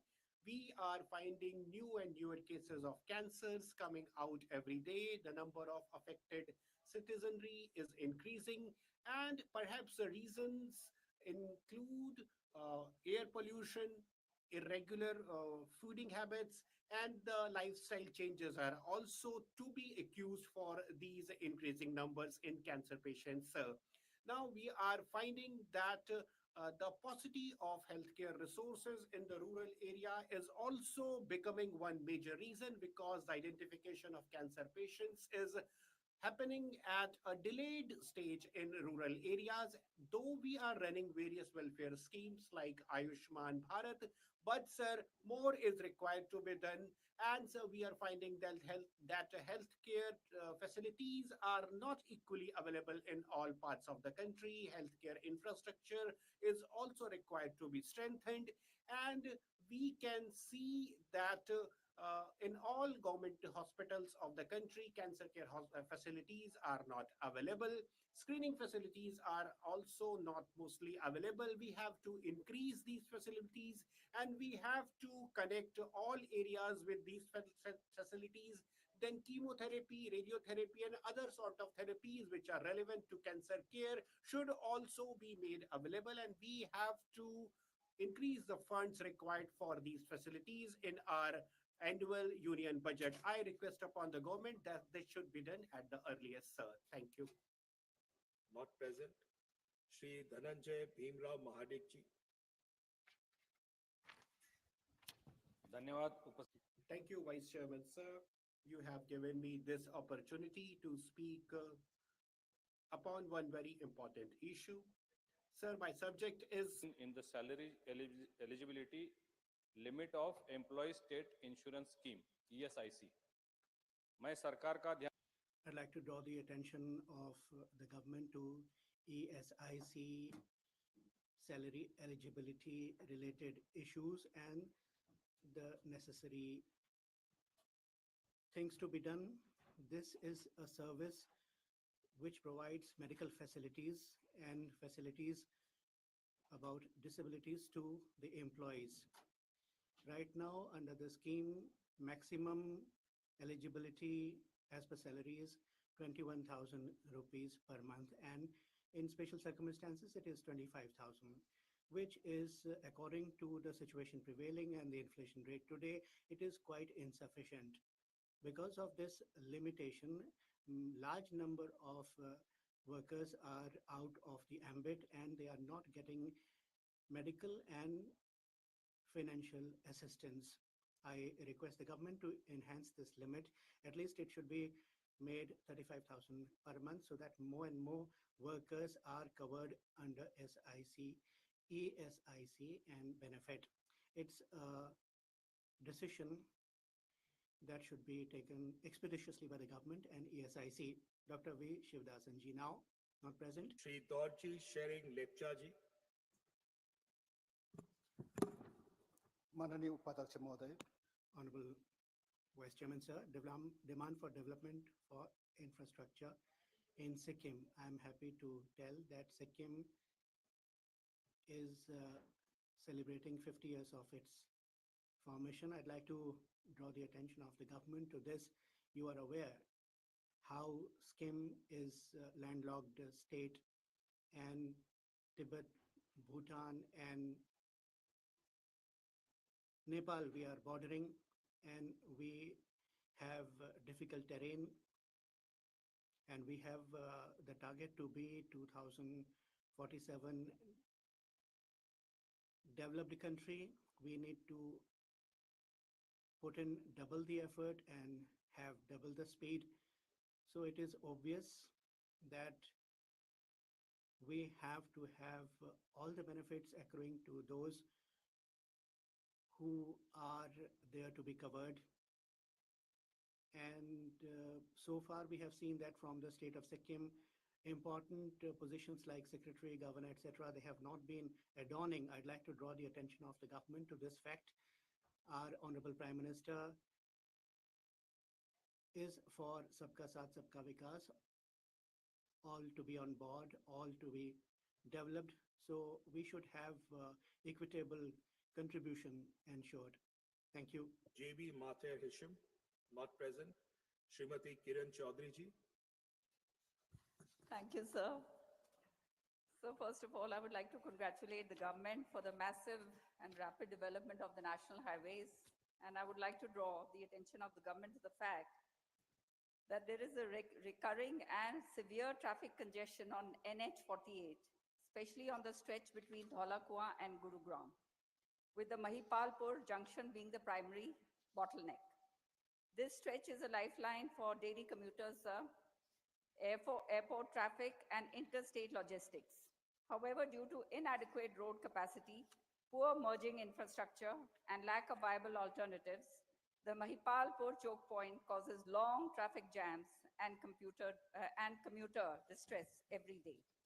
In this context, sir, I urge the government to prioritize the development and promotion of alternative routes such as strengthening and widening the Vasant Kunj Andheria Mode Gurugram Road as an effective parallel corridor, improving the Palam Bijwasan Kapas Heda route to divert traffic from NH48, implementing grade separated interchanges and underpasses at key junctions near Mahipalpur, and enhancing last mile connectivity to the airport via elevated roads or express corridors. These measures, along with better traffic signaling and enforcement, can offer long-term relief to the people of Delhi NCR who are daily commuters on this road. Thank you, sir. Thank you. Shri Raghav Chadha ji. Thank you, sir, for accepting my notice and permitting me to raise an important issue under special mentions. My subject is demand of legal right for annual health checkup for every Indian. हर भारतीय को Every Indian should have annual health checkup legal right. Today, I am speaking for 140 crore Indians, and it relates to their health. Annual health checkup in India has become a luxury, which is available only to the moneyed people. Give it a thought. A mother who did not know that she was suffering from cancer, a son who came to know about hypertension when stroke was there, a sister who lost her eyesight and then diabetes she came to know of. After COVID-19, sir, we have seen so much. Today we see the dangerous video circulating how a boy dies playing cricket and due to heart attack. A bridegroom dies during marriage because of cardiac arrest, and children die running on the field. National Family Health Survey NH5 has said that 2% women in the country are able to get scanning for cancer done. I urge upon the government that annual health checkup should be made the right of every citizen so that cost-effective, facilitated medical scanning is possible across the country. In other countries, time to time, health checkup right is available to the citizens. The governments themselves call the citizens to get it done. If in India we encourage health checkup annually, then so many lives can be saved. Sir, I'd like to request the government that every citizen should be encouraged to have the legal right of annual health checkup so that at least once in a year, everybody gets the whole body checkup done. And diagnostic prognosis related issues can be taken care of because life is everything. Members,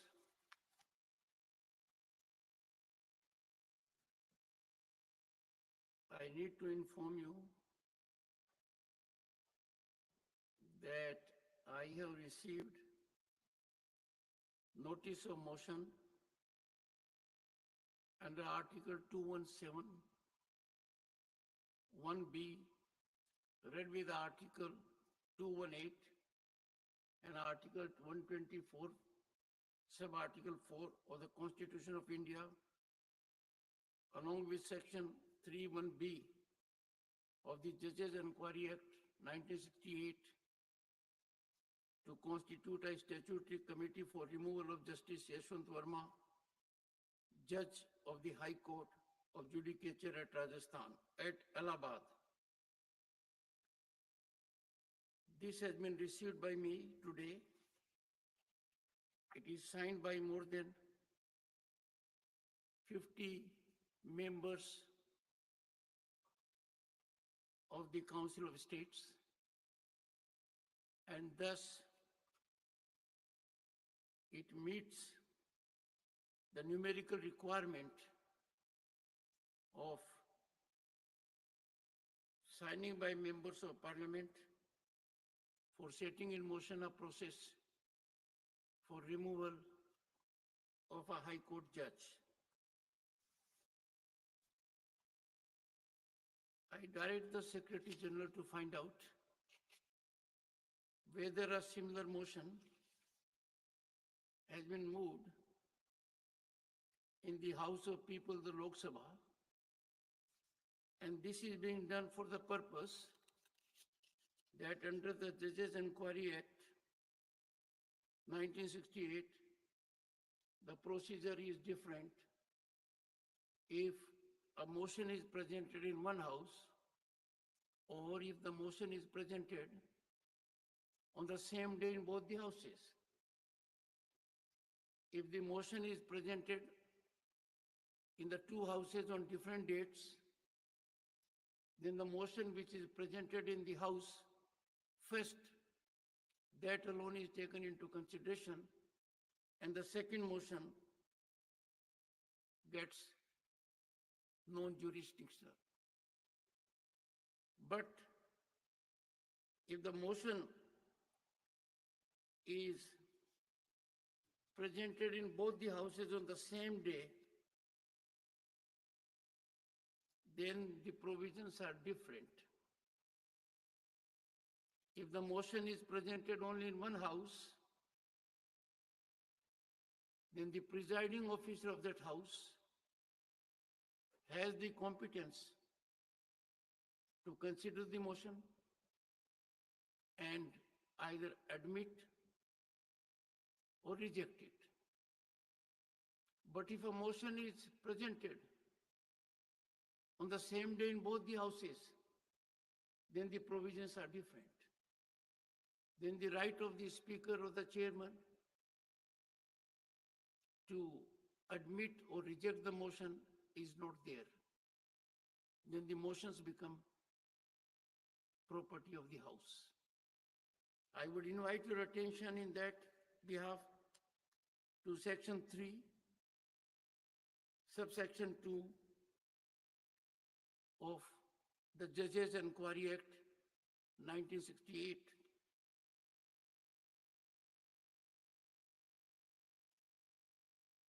If the motion referred to in subsection 1 is admitted, the speaker, or as the case may be, chairman,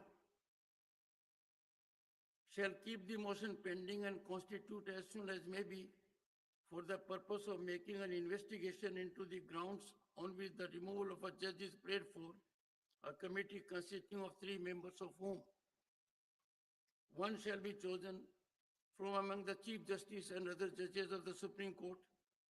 One shall be chosen from among the Chief Justices of the High Courts, and one shall be a person who is, in the opinion of the Speaker, or as the case may be, chairman, a distinguished jurist.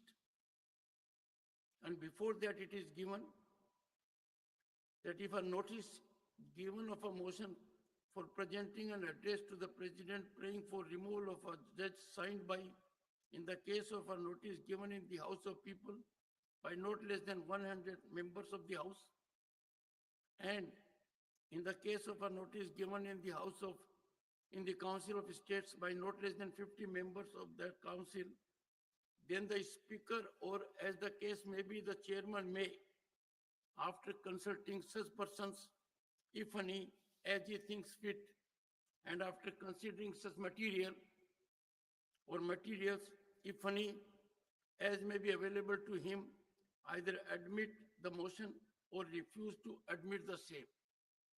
But coming to a motion that has been presented in both the houses on the same day, it says, provided that where notice of a motion referred to in subsection 1 are given on the same day in both the houses of Parliament,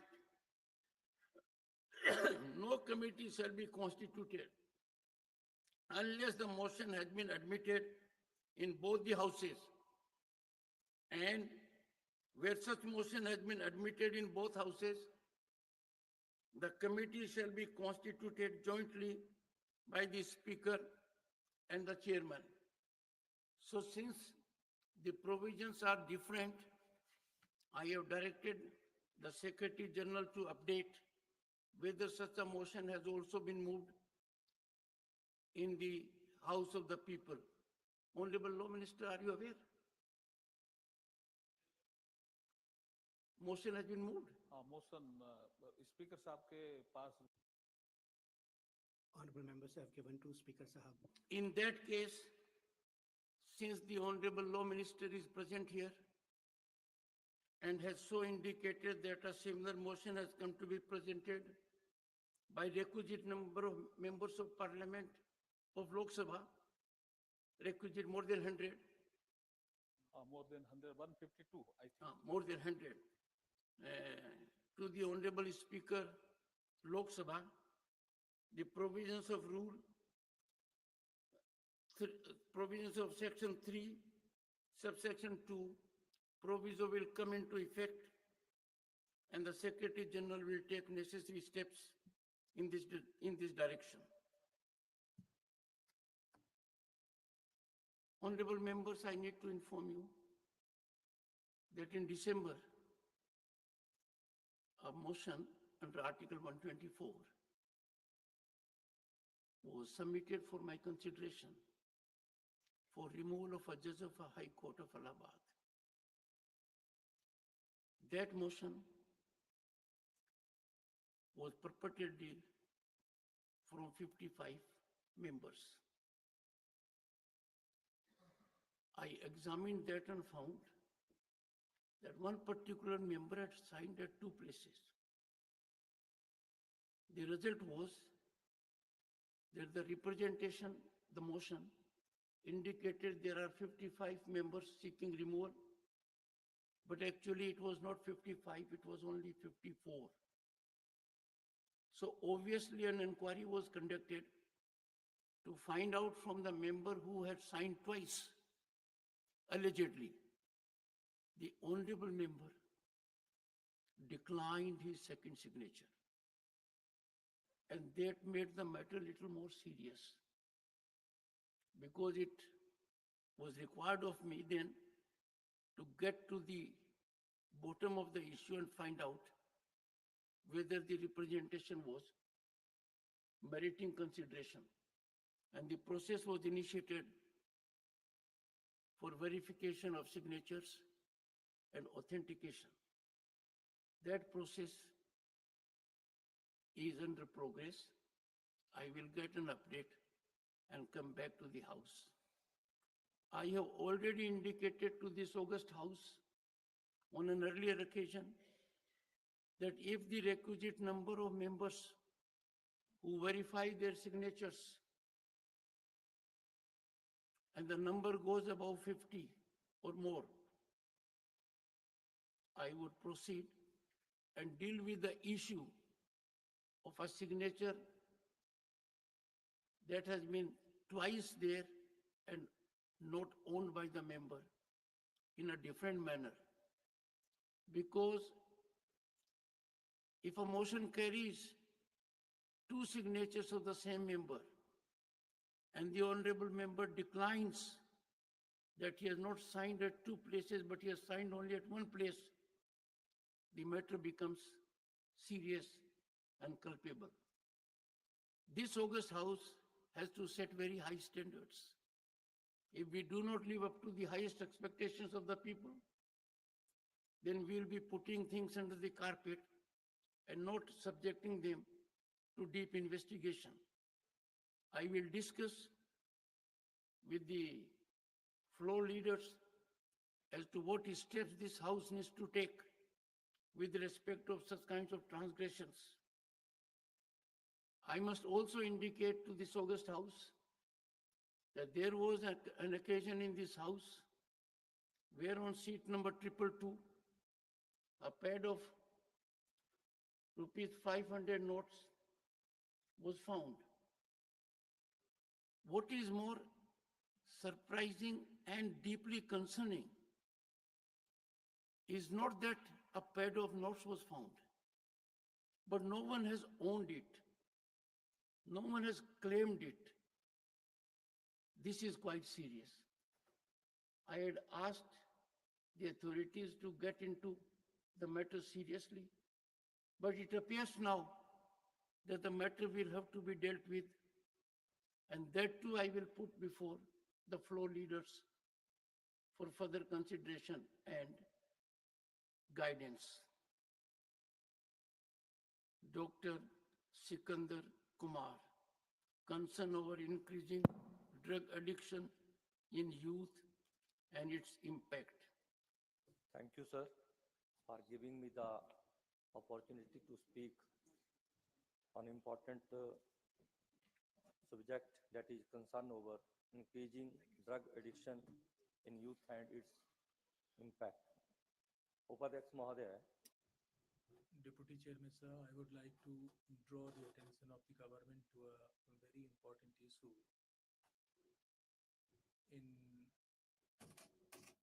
Recently, Himachal Pradesh has witnessed a number of cases relating to drug addiction, and the youth of our country, they are fast getting addicted to narcotic substances, and it has become a very serious issue which is impacting the society and families in a in the most negative way. And these drug addictions relate to consumption of heroin and other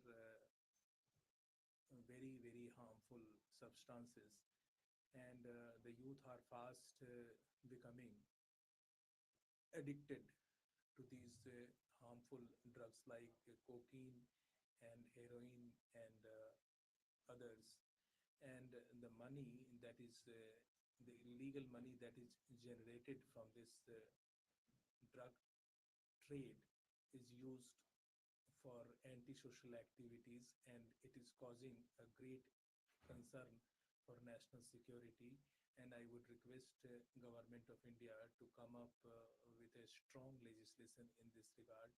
And even in the field of education, this should be included, that the impact of what could be the impact of drug addiction on youth, so that they could be made aware of this issue. Shri Bijlal ji. Thank you, Deputy Chairman, sir. My subject, demand for shifting from water-intensive crops in Uttar Pradesh and making strategies for sustainable agriculture. Uttar Pradesh is the largest cultural states, heavily dependent on two highly water-intensive crops, sugarcane and paddy. To reduce the stress on water resources, farmers should promote suitable alternatives and cultivate less water-intensive crops like pulses, which requires much less water and enrich soil fertility through nitrogen fixation. Millets, drought-resistant and nutritionally superior to rice. Oilseed, it requires less irrigation and have high market demand. Crops like beans, peas, and leafy greens need less water and provide higher profit per acre. Drip and sprinkler irrigation reduces water wastage and ensures efficient use.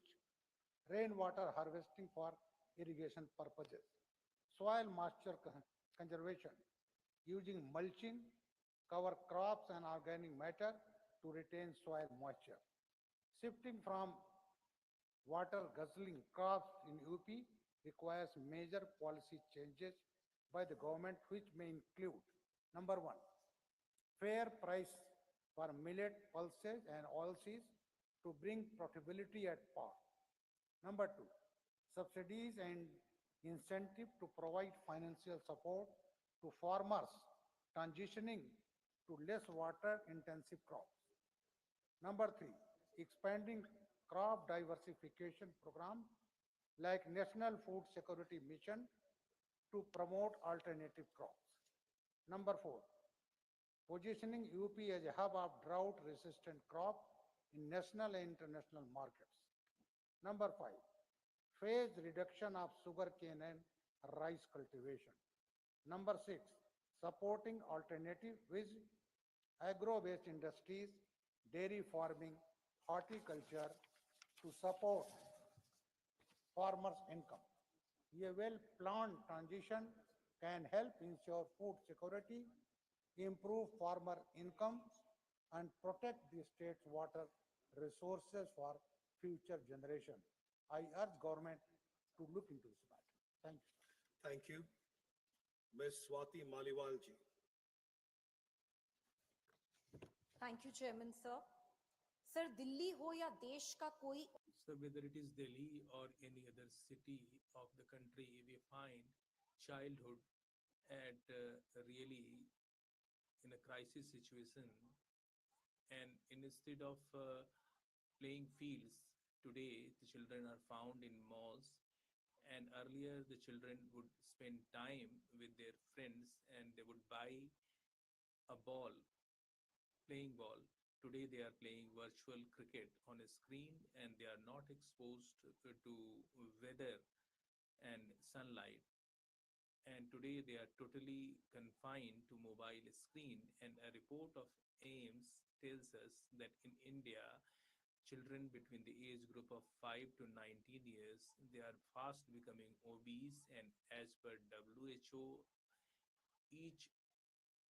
every one child out of 5 children is feeling mental stress, and this is all related to lack of physical exercise. And times have changed. The children, earlier the children, they used to go to playing field, but today they are not doing so, and they are only confined to the mobile screen. And it is my request to the government, and I would like to urge the government to ensure that there is a playing field in every locality, in every uh, uh, city. So much, sir. I'll speak my special mention in Punjabi. Honorable Deputy Chairman, sir. Through this August House, I wish to make a demand which is related to the, with reference to the historical, I request the government that Shaheed Bhagat Singh, Shaheed Udham Singh, Shaheed Madan Lal Dhingra should be given posthumously Bharat Ratna. They are not only of Punjab but of whole of country, and they are the main heroes of the movement. In the age of 23 years, Ms. Bhagat Singh ji, the sacrifices made, this makes the General Dyer war. He gave justice to the so many people who have died in Jallianwala Bagh, and Madan Lal Dhingra had killed. It is very that after 77 years of independence, that the Bharat Ratna has not been given to these freedom fighters, and their thought, there is still it is it justified that people who had sacrificed, that they are not being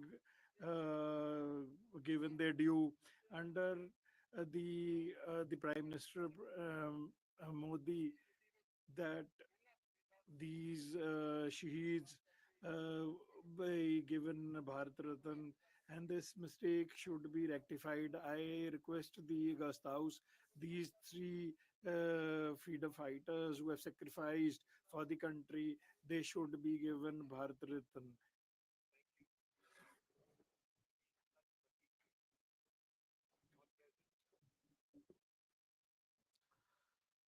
Announcement regarding BAC. I have to inform members that the Business Advisory Committee in its meeting held today on the 21st of July 2025 has allotted time for government legislative business as follows. 1. Consideration and passing of the Income Tax Bill 2025 after a report of the Select Committee is laid and the bill is considered and passed by Lok Sabha, time allotted 9 hours. 2. Consideration and passing of following bills after they are introduced, considered and passed by Lok Sabha: the National Sports Governance Bill 2025, the National Anti-Doping Amendment Bill 2025, to be discussed together 4 hours. Number 3, consideration and passing and return of the appropriation bill relating to demand for grants Manipur for the year 2025-26 after it is introduced, considered and passed by Lok Sabha. Number 4, consideration and passing of the Manipur Goods and Services Tax Amendment Bill 2025 after it is introduced, considered and passed by Lok Sabha. Both these two bills to be discussed together for 4 hours. The committee also recommended that membership of the Ethics Committee may be increased from 10 to 15 to make it more representative. Further, the committee recommended that the issue of disqualification of a member as provided under 10th schedule to the Constitution and rules made thereunder on a disqualification petition filed by a non-member may be referred to the Ministry of Parliamentary Affairs for obtaining the advice of the Ministry of Law and Justice. Message from Lok Sabha, Secretary General. Sir, with your kind permission, I rise to report that Lok Sabha at its sitting held on Monday, the 21st July 2025, adopted the following motion: that this House do recommend to Rajya Sabha that Rajya Sabha do agree to elect 10 members from amongst the members of Rajya Sabha to associate with the Committee on Welfare of Other Backward Classes for the term of 1 year, beginning from the date of the first sitting of the committee, and do communicate to this House the names of members so elected to the committee. The House stands adjourned to meet at 11 a.m. on Tuesday, the 22nd July 2025.